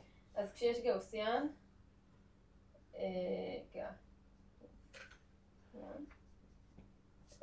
הוא דורך כאילו מאוד מהר יחסית, ואז יש, ואז כאילו רוב הפעמים שדוגמים מספרים הם די מהאזור של הגאוסיאן, והם אלה שהם משחקים. אבל יכולה להיות גם התפלגות שהיא לא דורכת כל כך מהר, נגיד, כאילו כאן זה דעיכה של אקספוננט בריבוע, זה יכול להיות נגיד דעיכה של נגיד 1 חלקי x למשל, או x בריבוע. ואז יש יותר מדי מספרים יכולים להידגם מפה, וזה מה שגורם כאילו לצורה השונה. אוקיי? זה שיש אירועים נדירים, אירועים נדירים שהם גדולים, אז הם אלה שכאילו משפיעים על הסכום, שהוא יהיה שונה. אוקיי? טוב, אז עכשיו אחרי שהתבלתי לכם בשכל,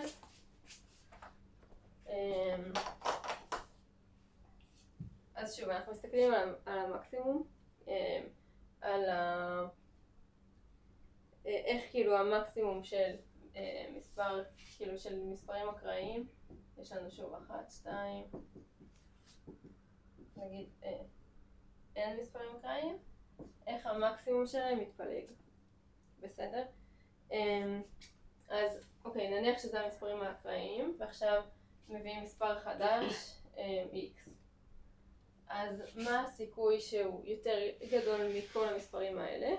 זה הסיכוי שהוא גדול יותר מ-x1, גדול יותר מ-x2, גדול יותר מ-x3, זאת אומרת מכולם. אז מה הסיכוי ש-x גדול מ-xi כלשהו? זה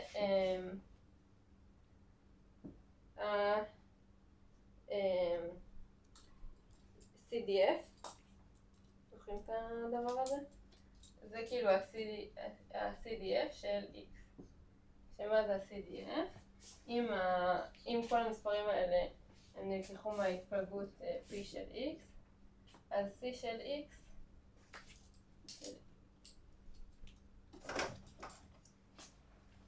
של x זה בעצם יהיה אינטגרל על פי x עד pt עד x. זאת אומרת זה כאילו סכום של כל הסיכויים עד x, אוקיי? אז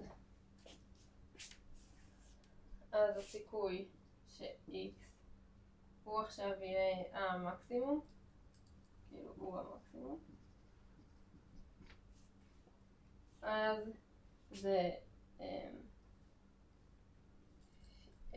בעצם אם אנחנו נקרא למקסימום של כל אלה, המקסימום הוא x n, אז זה הסיכוי ש-x גדול מ-x n, שזה שווה לסיכוי שהוא גדול יותר מכל אחד מאלה, נכון? זאת אומרת, כאילו אם מכפילים i שווה 1 עד n,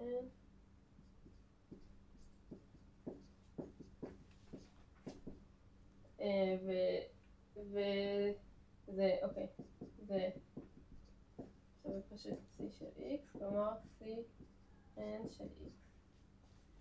זה מובן עד כאן?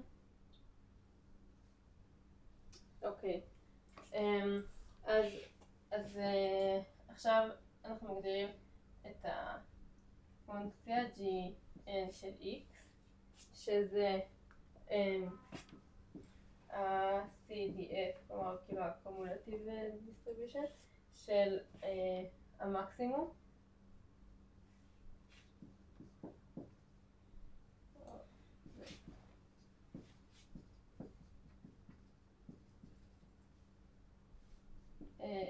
מתוך n דגימות, זאת אומרת כאילו n מספרים אקראיים, אז זה שווה c בחזקת n של x. אוקיי, אז שוב, אנחנו מחפשים כאילו לראות מה ההתפלגות של המקסימום של מספרים שנדגמים מהתפלגות מסוימת p של x. אז זה בעצם מה שהגודל שמתאים להשתמש בו זה ה-CDF, C של x, והסיכוי שזה מספר הוא מקסימלי, זה כאילו הסיכוי שהוא יותר גדול מכל המספרים שנדגמו לפניו. אוקיי? אוקיי, אז עכשיו מה שאנחנו רוצים לעשות לכאורה זה לקחת את n לאינסוף ולראות מה קורה כשכאילו כשדוגמים אינסוף מספרים. אבל מה קורה בגבול הזה? אם ניקח n הולך לאינסוף של gn של x,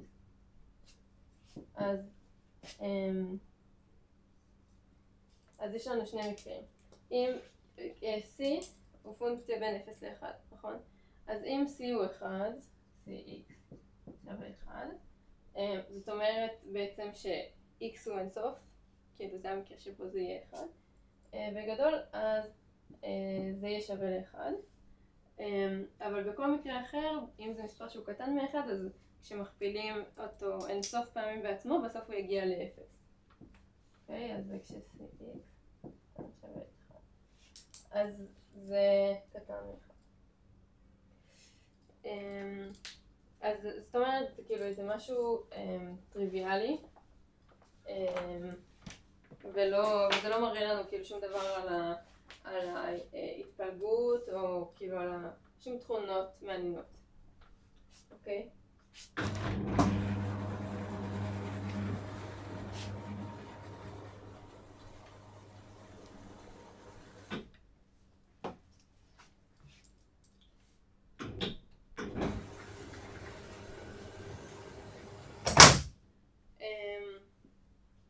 אז עכשיו מה צריך לעשות? בעצם מה שקורה כשדוגמים עוד ועוד מספרים, זאת אומרת כשלוקחים עוד ועוד משתנים אקראיים, אז ככל שעובר הזמן, אז נגיד אם זה באמת איזו התפלגות כזאת כמו פה, אז המקסימום שנדגם הולך וגדל. האמת שזה לא משנה כאילו בסוג של התפלגות, כי כאילו מתחילים באיזו דגימה, לא יודעת, כזה בהתחלה זה יביא דברים כאילו מהאזור של הפיק, ואז לאט לאט זה כאילו יזוז. ובגלל זה מקבלים איזה משהו שכאילו אין לו משמעות. אז מה שצריך לעשות זה בעצם ללכת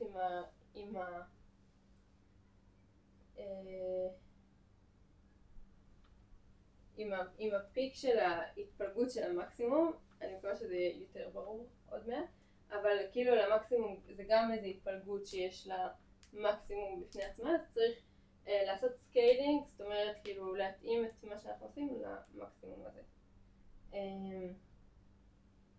אני מקווה שזה יהיה עוד מעט באמת יותר מובן.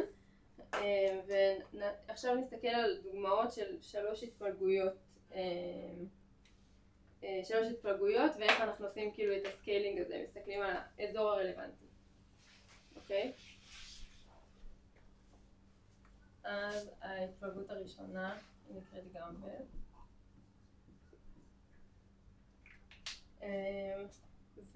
והיא מתאימה למקרה שהזנב של ההתפלגות דורך מהר. אוקיי?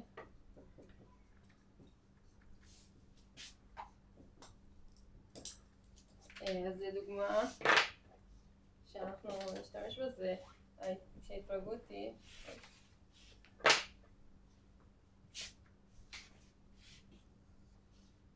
פי של x שווה e במינוס x. אוקיי? אז ה-CDF הוא יהיה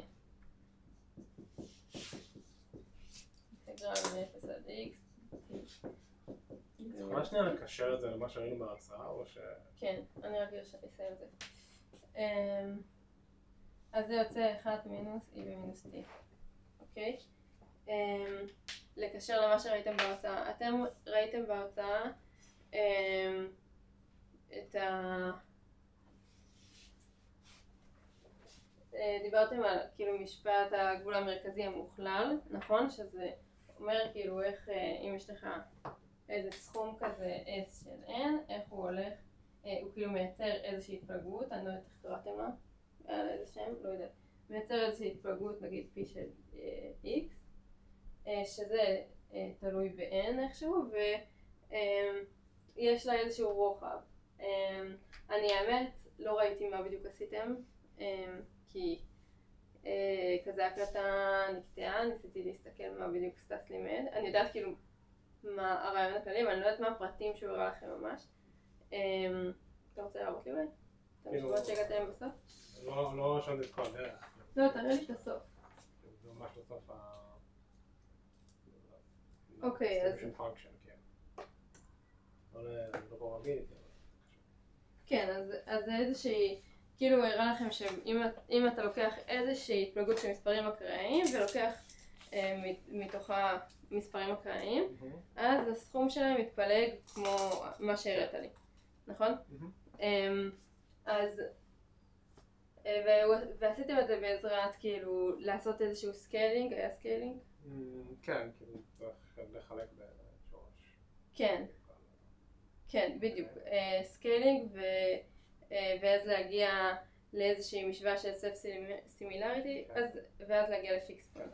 אז גם עכשיו אנחנו נעשה את זה, פשוט בשביל למצוא כאילו מקסימום של ההתפלגות, ולא הסכום של ההתפלגות.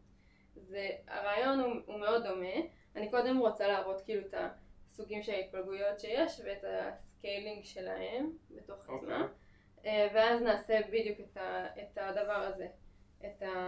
כאילו את הדבר הזה שדומה ל-RG, לחלק לבלוקים ולעשות את ה-self similarity ואני מניחה... מה המשמעות הפיזיקלית של למצוא כאילו את המשתנה הגדול ביותר? סכום זה גודל אדיטיבי כלשהו. מה המשמעות של הדבר המשתנה הספציפי הגדול ביותר? יכולים להיות כל מיני משמעויות. למשל, אם אתה זוכר בתרגול האחרון שהיה, בסוף שלו שהיה מעט מבולבל, אז היה כזה כמה ממדים, והיו הפרעות בממדים שונים, ואז כאילו אחרי לא זוכרת מה הראיתי בדיוק, אבל הייתה הפרעה אחת שהייתה הרבה יותר גדולה מאחרת, נכון? היו שני סוגים של הפרעות, אחת יותר גדולה מהשנייה. אז כשיש אחת שהיא מאוד גדולה, אז היא זאת שכאילו משפיעה במקרה כזה.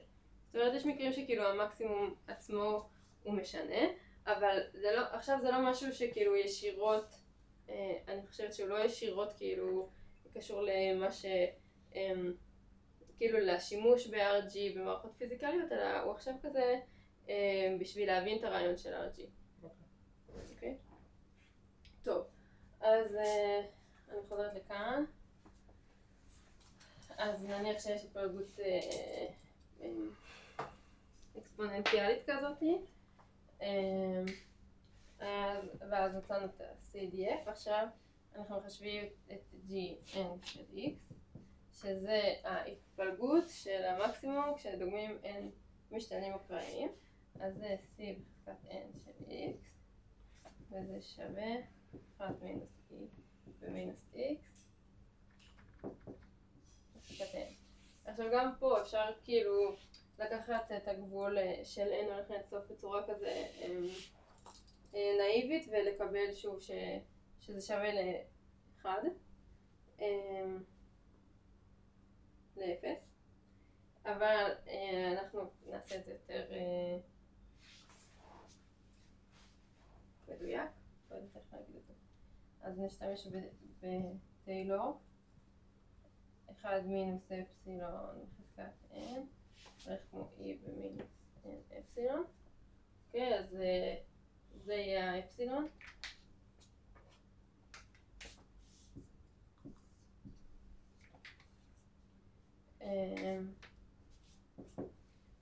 ואז זה שווה אקספוננט של מינוס n e במינוס x, נכון? עכשיו אנחנו רוצים לעשות איזשהו סקיילינג ל-x, זאת אומרת לכתוב אותו באיזו צורה כזאת של x מינוס לא יודעת, b חלקי a, משהו כזה, אוקיי? ושכאן תהיה התלות ב-n, לא ל-x עצמו. אז זה שווה לאקספוננט של e במינוס e בלוג n, e במינוס x, ואז זה באמת כאילו צורה כזאת של מינוס e במינוס, כזה במינוס x מינוס x0, ש-x0 זה לוג n.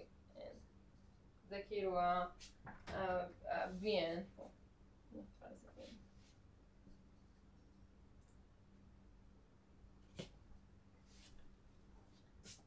אוקיי?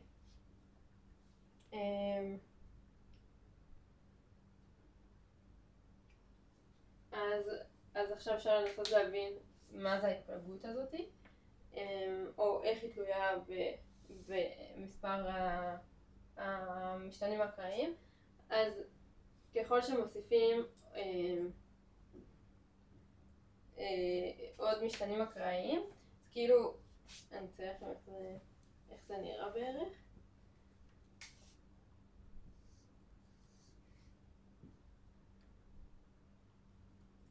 זה כאילו איזה משהו שעולה ככה, ואז כשמוסיפים עוד ועוד משתנים אקראיים, יש תזוזה כזאת לכאן שהיא תלויה, כאילו היא הולכת כמו לוג n, אבל הרוחב, למרות שזה נראה קצת שהוא משתנה, הרוחב נשאר קבוע, אוקיי? אוקיי, אז הרוחב הוא נשאר קבוע והפיק הולך כמו לוג n.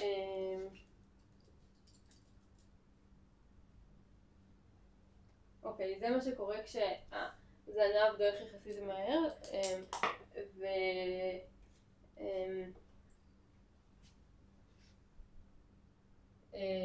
כן, ועוד מעט נראה מה קורה כשהוא לא דועך מהר, אבל אני אגיד לכם שהסיבה לזה זה בגלל שאין כאילו דברים מיוחדים שקורים. התזוזה היא פשוט מזה שיש עוד ועוד משתנים אקראיים, אבל לא מאיזשהם אירועים מיוחדים או מספרים מיוחדים שדגמנו, אוקיי?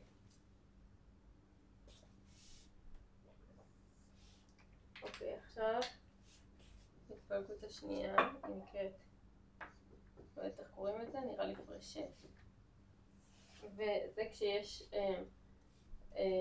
power low tail, זאת אומרת שהזנבות לא דורכים מהר, הם דורכים די לאט, ואז הסיכוי לדגום משהו מהזנב הוא יחסית גבוה.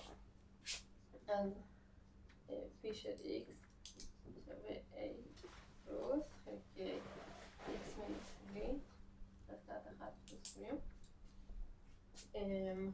אז הפעם לא נחשב את ה-CDF, אני רק אכתוב לכם אותו, כי יש בו חלק שמתבדר, זה כאילו שזה גם קשור לזנב השמן, אבל החלק שמעניין בהתנהגות שלו זה החלק הזה. ו-AN? A פלוס, האמת אפשר לקרוא אותו. יאללה, בלי פלוס. מינוס B, חזקת מיו. ואז שוב נשתמש בזה בשביל לכתוב את CN של X, כאילו זה שווה 1 מינוס A חלקי מיו, X מינוס B חזקת מיו, חזקת N. אז שוב נשתמש באותו טיילור, ונקבל שזה הולך כמו אקספוננט של מינוס A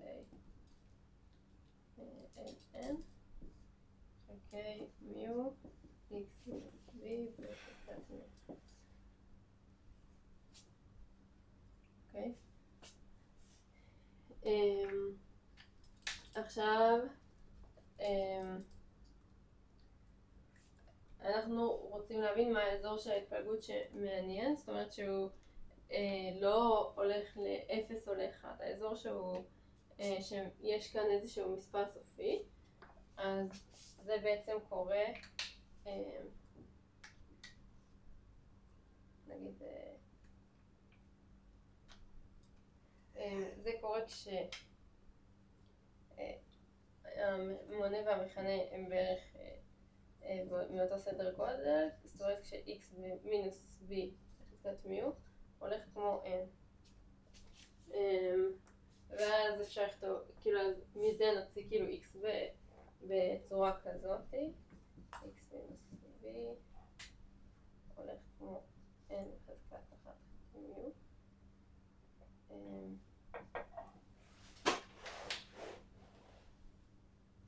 זאת אומרת שה-x שמעניין זה x מינוס v חלקי n בחזקת 1 חלקי מיו.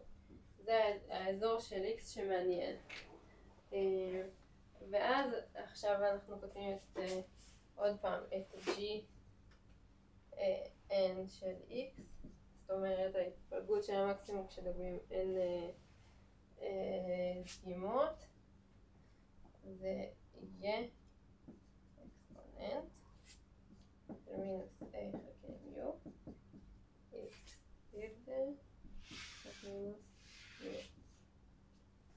אוקיי? אז זה כאילו הצורה של ההתפלגות הזאתי. ורואים כאן אז כאילו כאן כשמסתכלים על זה אפשר לראות מה הרוחב ומה התזוזה של ה-P.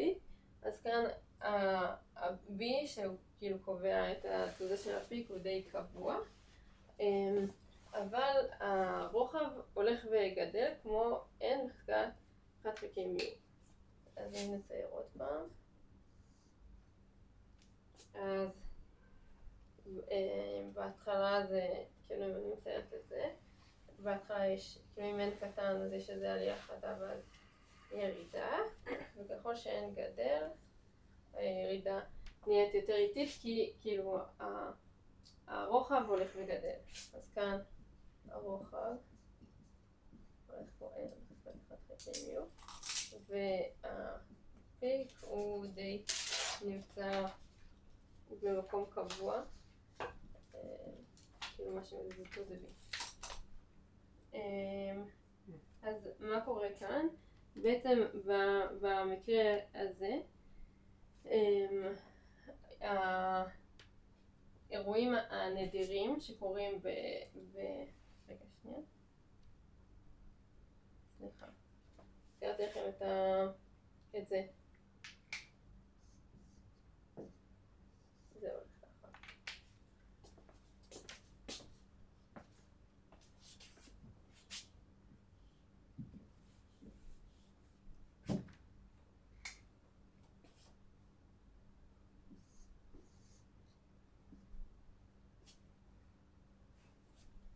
כן, אז זה עולה יחסית מהר כש-n קטן, ואז ככל שהוא גדל אז זה פשוט נמרח, כי לוקח יותר זמן עד שההתפלגות עולה. ולמה זה קורה? זה קורה בגלל שהמספרים שנדגמים כאילו מהזנב הם הולכים ונהיים יותר משמעותיים. עכשיו אמרתם לי שסטס לא הגיע לזה, אבל אתם יכולים לראות שכתבתי פה שהסכום הולך כמו n בחזקת 1 חלקי מיו, וגם כאן המקסימום הולך כמו n בחזקת 1 חלקי מיו. אז זה חלק ממה שאומר כאילו האירוע הנדיר, שזה יכול להיות רק המספר המקסימלי שנדגם, הוא מאוד משפיע כאילו גם על הסכום, גם על ההתפלגות של הסכום, גם על ההתפלגות של המקסימום. אוקיי. עכשיו ההתפלגות האחרונה, היא נקראת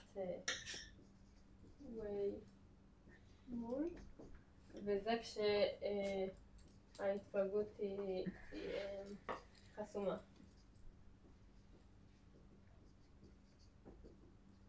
זאת אומרת, כשיש איזשהו מקסימום x כוכבית, שהוא כאילו אינרנטי להתפלגות עצמה, שאי אפשר לעבור אותו. אז עכשיו כאן לא נחשב הכל.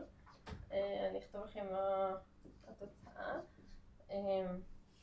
אקספוננט מינוס a, x כוכב מינוס x, 1 חצי אלפא. וזה כאילו תטא פונקשן. זאת אומרת כאילו שברגע שמגיעים ל-x כוכב הזה, אז אי אפשר לעבור את זה. מה רציתי עוד להגיד כאן? אוקיי, אז מה יקרה כאן? בעצם ככל שנדגום יותר ויותר מספרים, אז נתקרב יותר ויותר למקסימום הזה, נכון? אז ככל שמספר הדגימות עולה, אז ההתפלגות תהיה צרה יותר, כי נתקרב יותר ויותר למקסימום האמיתי. אז באמת האלפא הזה, אני לא אכתוב לכם אותו, אבל הוא קשור לאיך פי של x, שגם אותו לא כתבתי, איך הוא נראה כש-x הולך ל-x כוכב. אוקיי? אז כאן מה יקרה? הרוחב הוא הולך וקטן.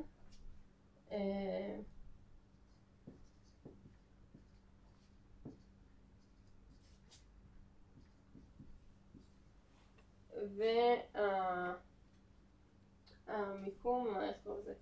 השיפט זה כאילו ה-x כוכב. אז הפיק הוא יהיה סביב x כוכב.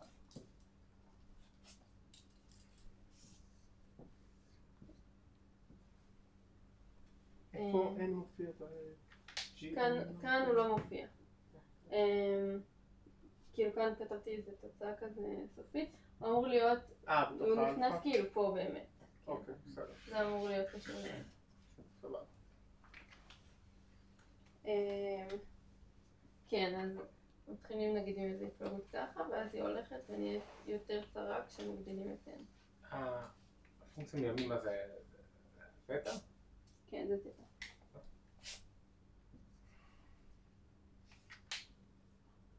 אוקיי, אז יש כאן 3 התפלגויות, אחת כשההתפלגות דועכת מאוד מהר, אחת כשהיא דועכת לאט ואחת כשהיא כזה מוגבלת, חסומה.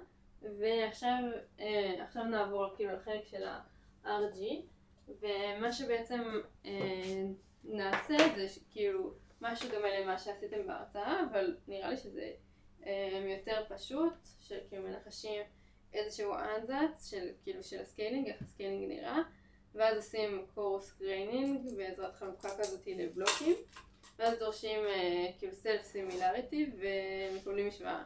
שזה בעצם הרעיון של RG באופן כללי. ומה שנקבל בסוף זה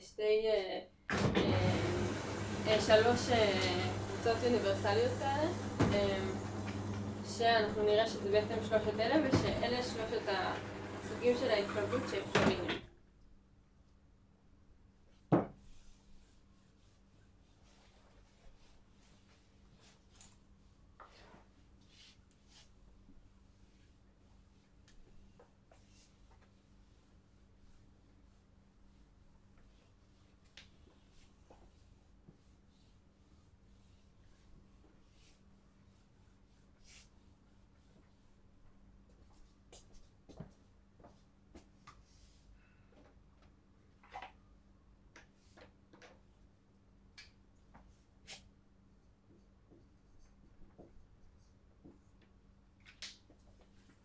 אוקיי, אז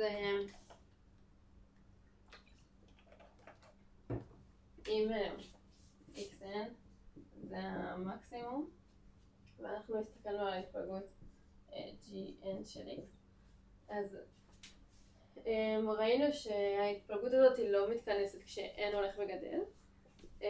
זאת אומרת שכאילו היא הולכת לאיזה משהו טריוויאלי וזה לא מראה כאילו את התלות האמיתית ב-n.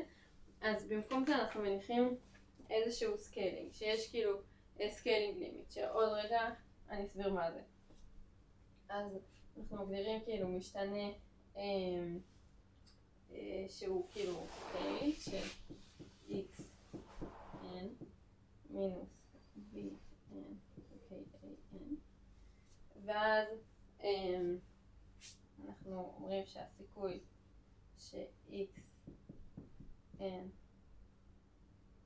קטן מ-x הוא שווה לסיכוי שפסאי n קטן מ-x כשעושים לו את אותו סקיילינג x מינוס bn ו-kn ולזה אנחנו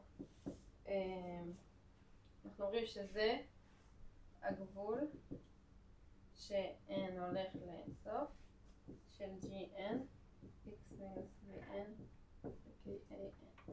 זאת אומרת שכאילו, למרות של-gn אין כאילו, אין גבול כאילו שיש לו משמעות, ל-gn של המשתנה כשעושים לו סקיילינג יש גבול. זה יהיה כאילו g בלי אינדקס כזה, x מינוס bn ו-kn.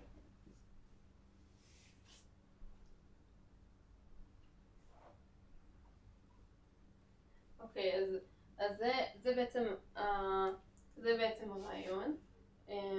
שוב, אנחנו אומרים שלמרות שכאילו אנחנו יודעים של-x אין איזושהי התפלגות שהיא כאילו אי אפשר להגיד מה ההתפלגות שלו בצורה כזה מוחלטת, אבל אם מסתכלים, כאילו זה תמיד יהיה תלוי ב-n, אבל אם מסתכלים על xn כשעושים לו איזה סקיילינג כזה, אז כן אפשר להגיע להתפלגות כזאת. אוקיי? שהיא מה שאנחנו מחפשים עכשיו. כן. אוקיי, אז עכשיו נעשה את הצעד הזה של הקורס גריינינג.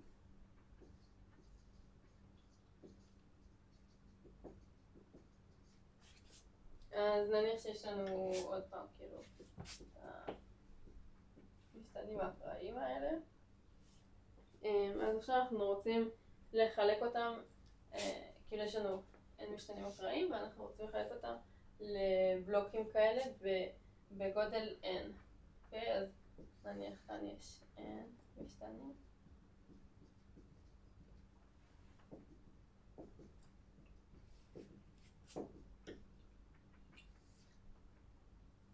פה n. וככה עוד אחד, לא יודעת מה יש פה,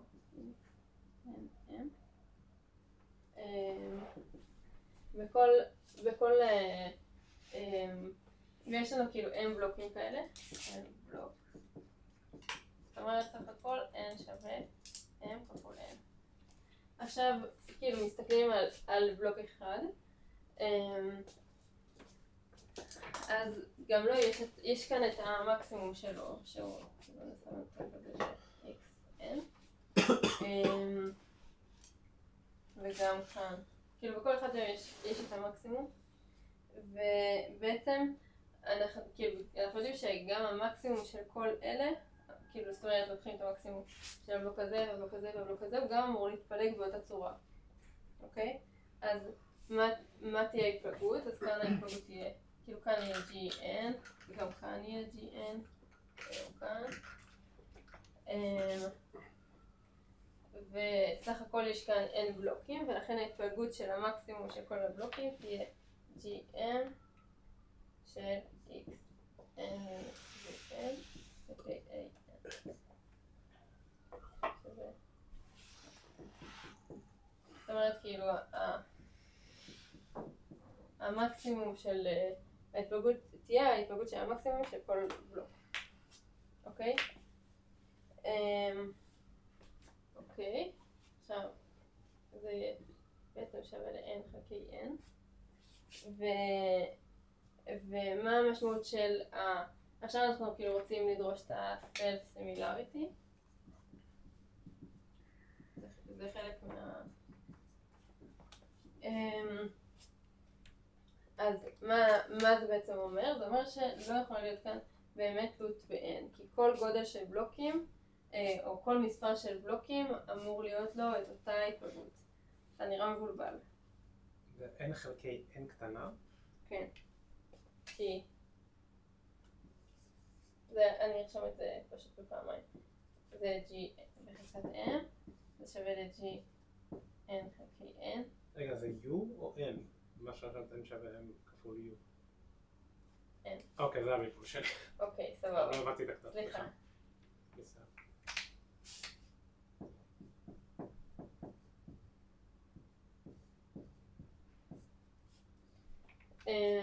כן, אני חושבת שלא העברתי את זה מספיק טוב, כאילו זה חלק די חשוב, אז אני מצטערת שזה מבלבל, כי זה מבלבל אותי.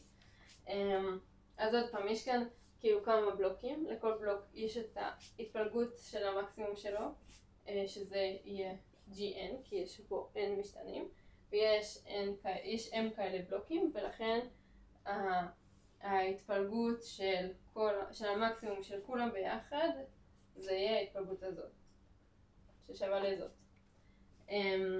עכשיו, זה אמור להיות נכון לכל n שיהיה פה, כי בעצם בסופו של דבר יש כאן n גדול משתנים, אז זה אמור להיות איזושהי התפלגות אחת. זאת אומרת שזה לא צריך להיות תלוי ב-n קטנה.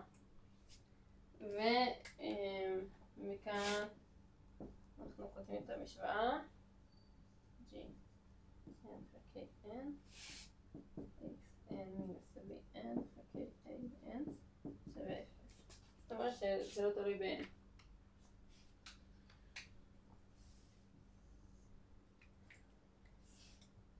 אוקיי, אז עכשיו אנחנו פותרים את המשוואה הזאתי. אז דבר ראשון, יש כאן נגזרת של הדבר הזה, והתשובה של המשוואה לא אמורה להשתנות אם אנחנו כאילו ניקח את לוג g במקום g, וזה יהיה הרבה יותר נוח. אז זה מה שאנחנו נעשה. לוג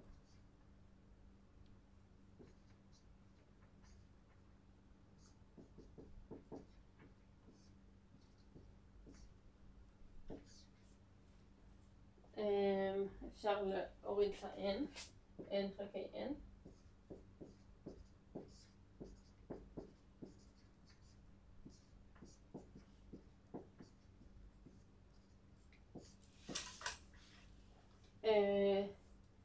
ועכשיו פשוט נעשה את הגזירה.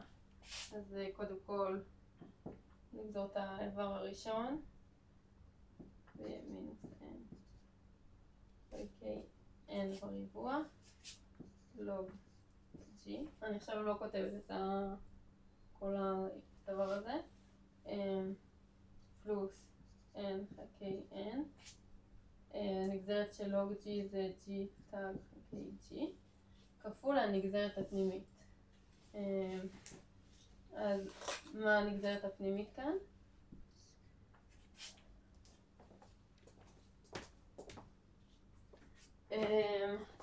אז אוקיי, מה תלוי כאן ב-n? אנחנו גוזרים לפי n.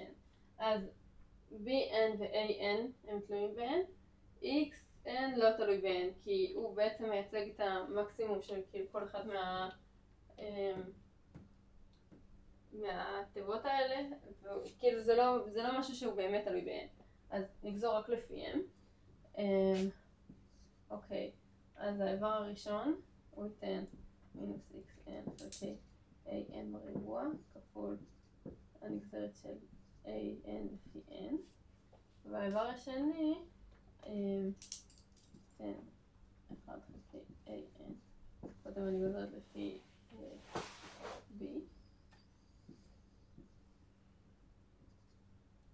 ואז את המכנה.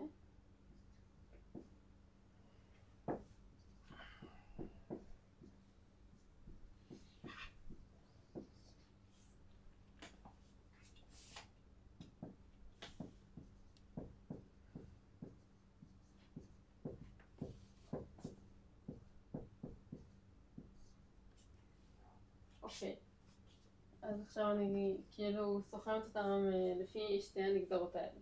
אז דו n ודו n, אני אמצא מינוס.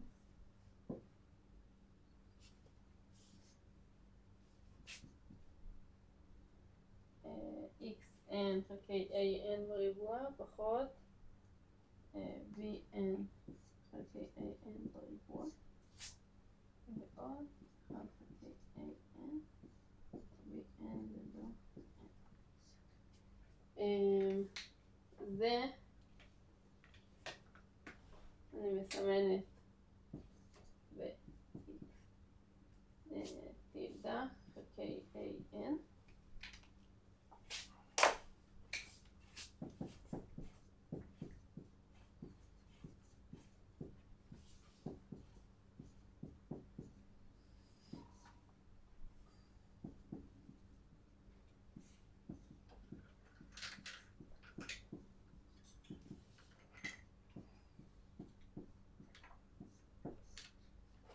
כל זה שווה 0.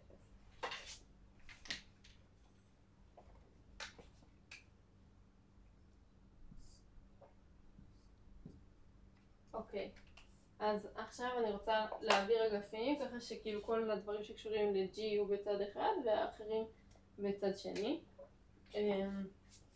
אז זה ייתן G תג חלקי G כפול 1 חלקי לוג G שווה n חלקי an x קטע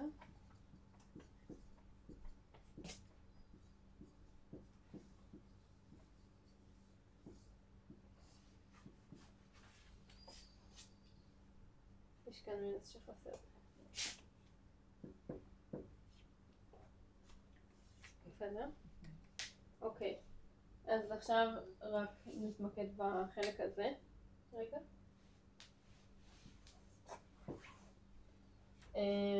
אז G תג חלקי G זה כמובן לוג G תג, וזה כפול 1 חלקי לוג G, אז לכאורה אפשר כאילו להגיד שזה לוג G תג. אבל מה הבעיה כאן? G הוא בין 0 ל-1 כי הוא מגדיר סיכוי, ואז לוג G זה קטן מ-0 בטוח, אז כאילו יש פה עוד פעם לוג, זה לא אפשרי. אז במקום זה אנחנו פשוט נוסיף לוג, כאילו נכפיל את זה בלוג ואת זה בלוג, ואז זה יהיה לוג מינוס לוג G. אוקיי. זהו, ואז זאת המשוואה.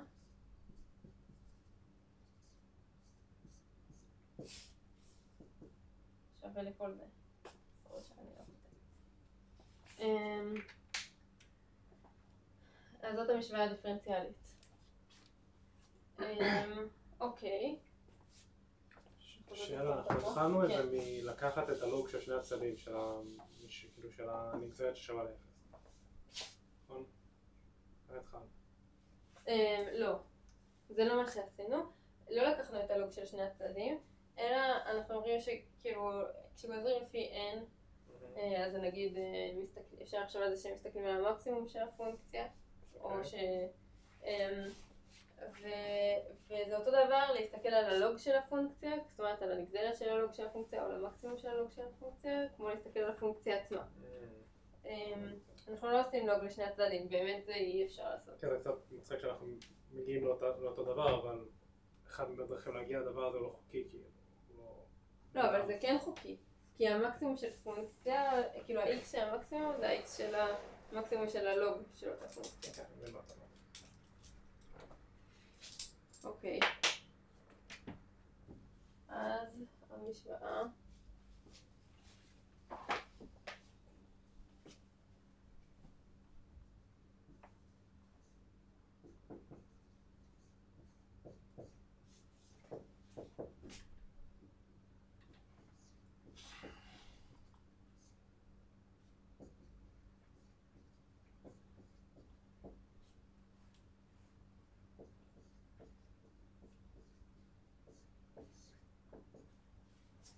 אוקיי, עכשיו כאן יש לנו כאילו דברים שלא תלויים ב-n וכאן הכל תלוי ב-n.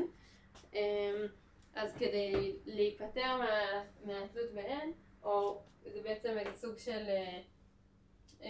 הנחנו, בעצם כשהתחלנו את הכל הנחנו ש-g לא יהיה תלוי ב-n, אז כדי להמשיך וכאילו להיות עקביים עם אותה הנחה, אז אנחנו מגדירים את הגבול ש ש-n הולך לאינסוף n חלקי a n כפול דו a n לדו n. אנחנו מניחים שהוא מוגדר ואנחנו קוראים לו אלפא, ובאותו אופן בטא זה יהיה הגבול ש-n הולך לאינסוף של n חלקי a n דו b n. אוקיי? זה כאילו הסוף של זה שאנחנו דורשים כאילו את ה-self similarity, זה החלק האחרון של זה, או כאילו דורשים את העקביות. ואז המשוואה הופכת להיות לוג מינוס לוג. הטאג שם הוא נגזרת לפי מה?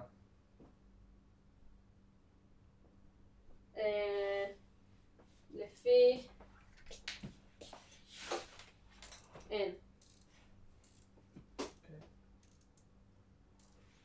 מבינה את השאלה.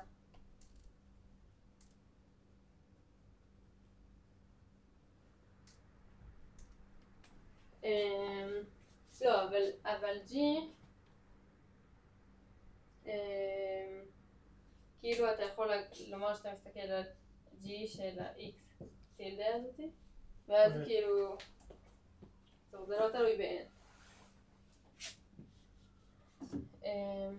אז זה שווה למינוס 1 חלקי אלפא X. כן, זה נגזרת לפי ה-X טילדה.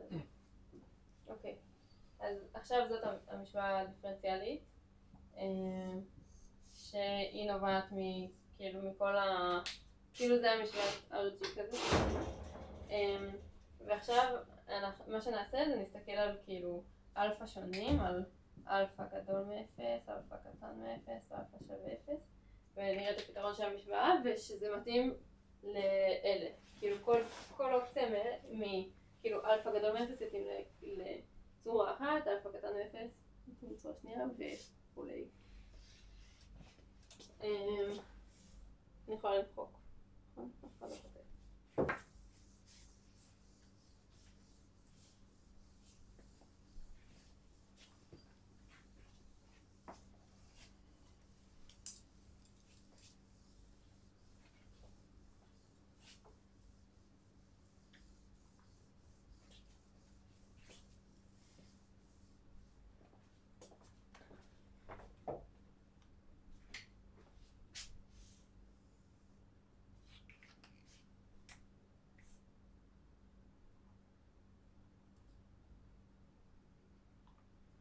אוקיי.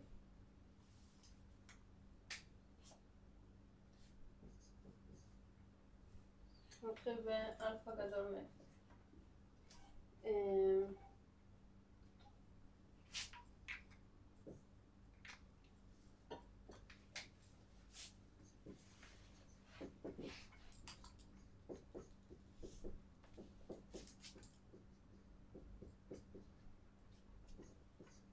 אז קודם כל אינטגרל, קוראים לוג מינוס לוג G שווה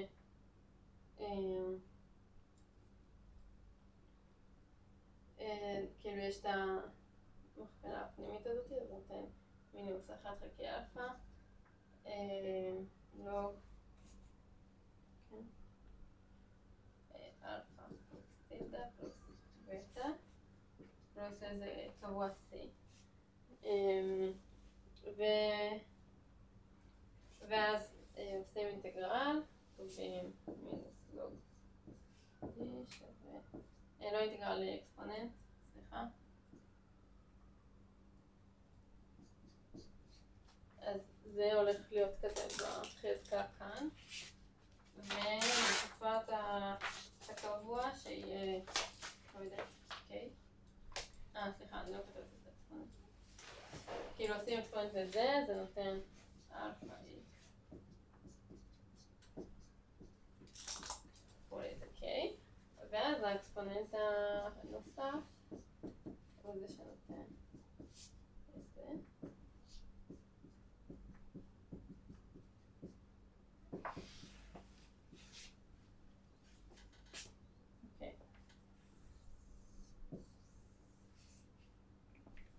אז זאת ההתפלגות.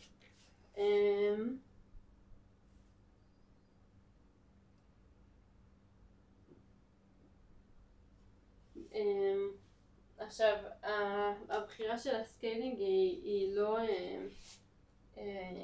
איך אומרים יוניק? היא לא יוניק, אוקיי? כאילו יכולים להיות כמה סקיילינג אפשריים, אז תאמינו לי שאפשר להוריד את הבטא, אוקיי? ומקבלים איזה צורה כזאתי שדומה לזה,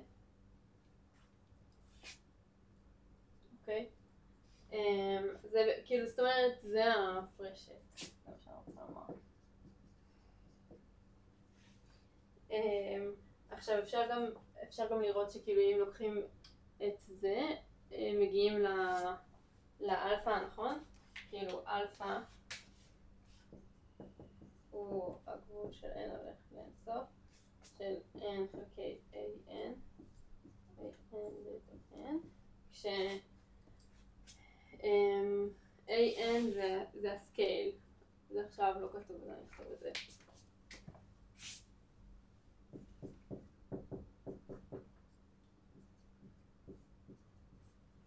זאת אומרת, כאילו כאן זה ה-an. אז אם נחשב את זה, את אלפא, אז מקבלים n חלקי n בחזקת 1 חלקי מיו, כפול לגזור את n בחזקת 1 חלקי מיו לפי n 1 חלקי מיו, n בחזקת 1 חלקי מיו מינוס 1, אז הם מתבטלים, ואז מקבלים את 1 חלקי מיו שהוא גדול מ-0, ואז באמת מקבלים אלפא גדול מ-0. ושוב, מה שקורה כאילו במקרה הזה, ככל שמספר הערכים אקראיים גדל, כאילו המספר של המספרים האקראיים שמחשבים את הממוצע שלהם, אז הסקייל גדל, שהסקייל זה כאילו a חלקי n. זה מההגדרה כאן כאילו של אלפא. והסיבה שזה קורה זה בגלל שכשההתפלגות היא מהסוג הזה, שהוא בעצם איזה סוג של פאוור לו, אז הנב הוא עבה, ויש יחסית הרבה אירועים שהם כאילו נדירים, שהם מהזנב העבה הזה, ולכן המקסימום הולך וגדל בחזקה של n. אוקיי?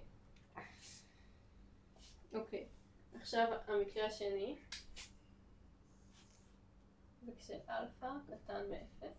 אז במקרה הזה זה בעצם כאילו אותו פתרון, פשוט עם ערך מוחלט של אלפא, כאילו אלפא הופך לערך מוחלט של אלפא.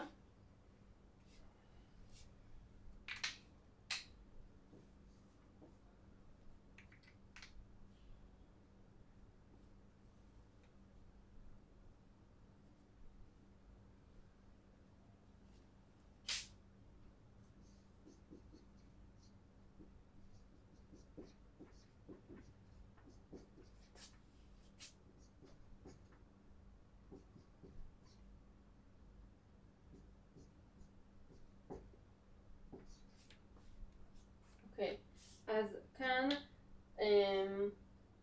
לא כל האזורים מותרים, כאילו בגלל שיש כאן את החזקה הזאת שהיא קטנה מ-1, אז הדבר הזה חייב להיות חיובי, אחרת מקבלים משהו שהוא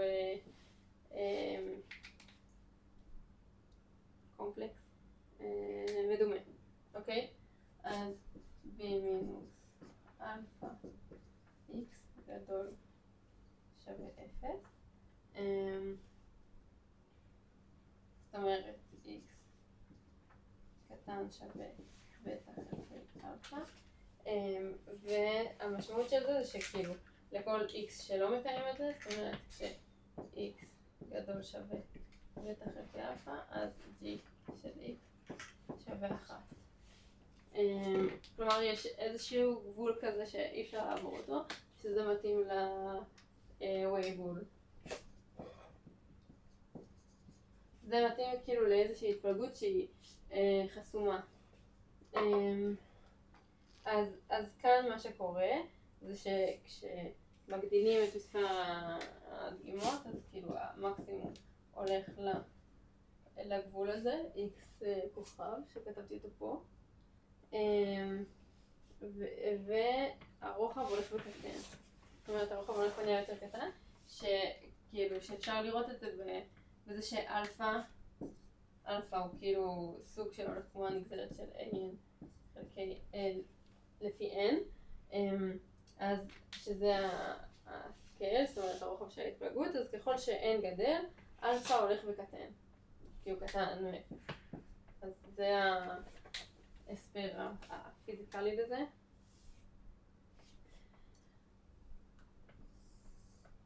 ועכשיו המקרה השלישי זה שאלפא שווה 0. אז כאן נפתור מחדש את המשוואה.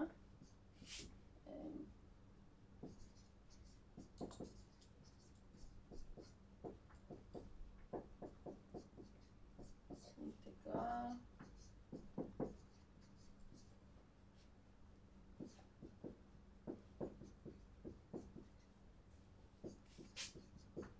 אז עכשיו פעמיים אקספוננט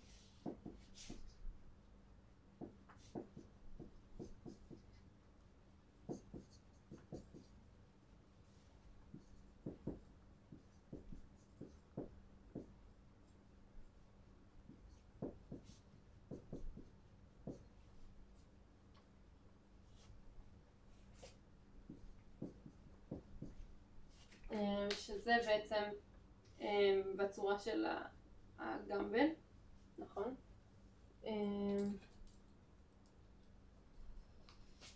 כלומר,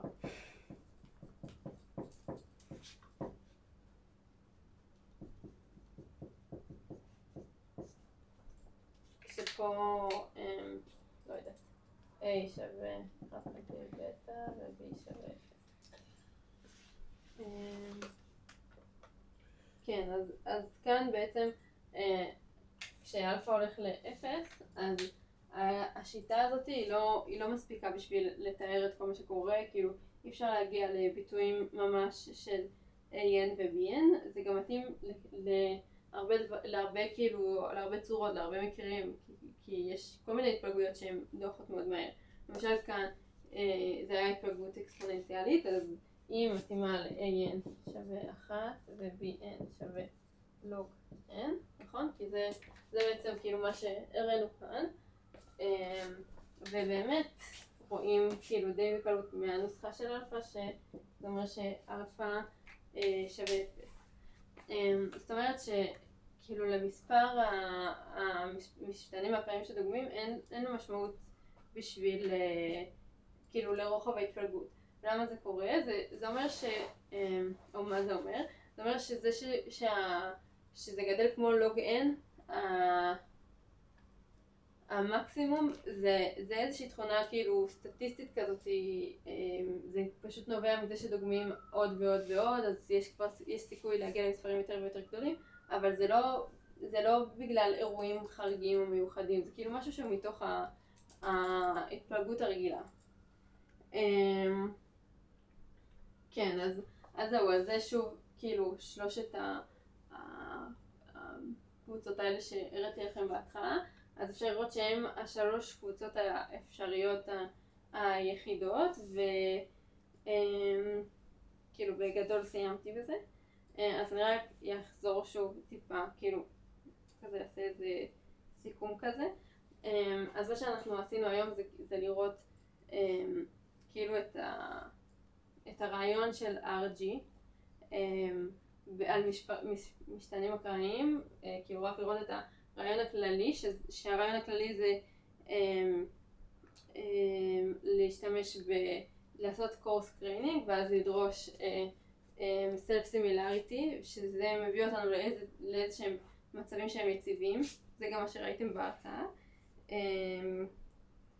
וזהו, ונראה לי ששבוע הבא נדבר על RG במערכות פיזיקליות. זהו. תודה רבה. תודה.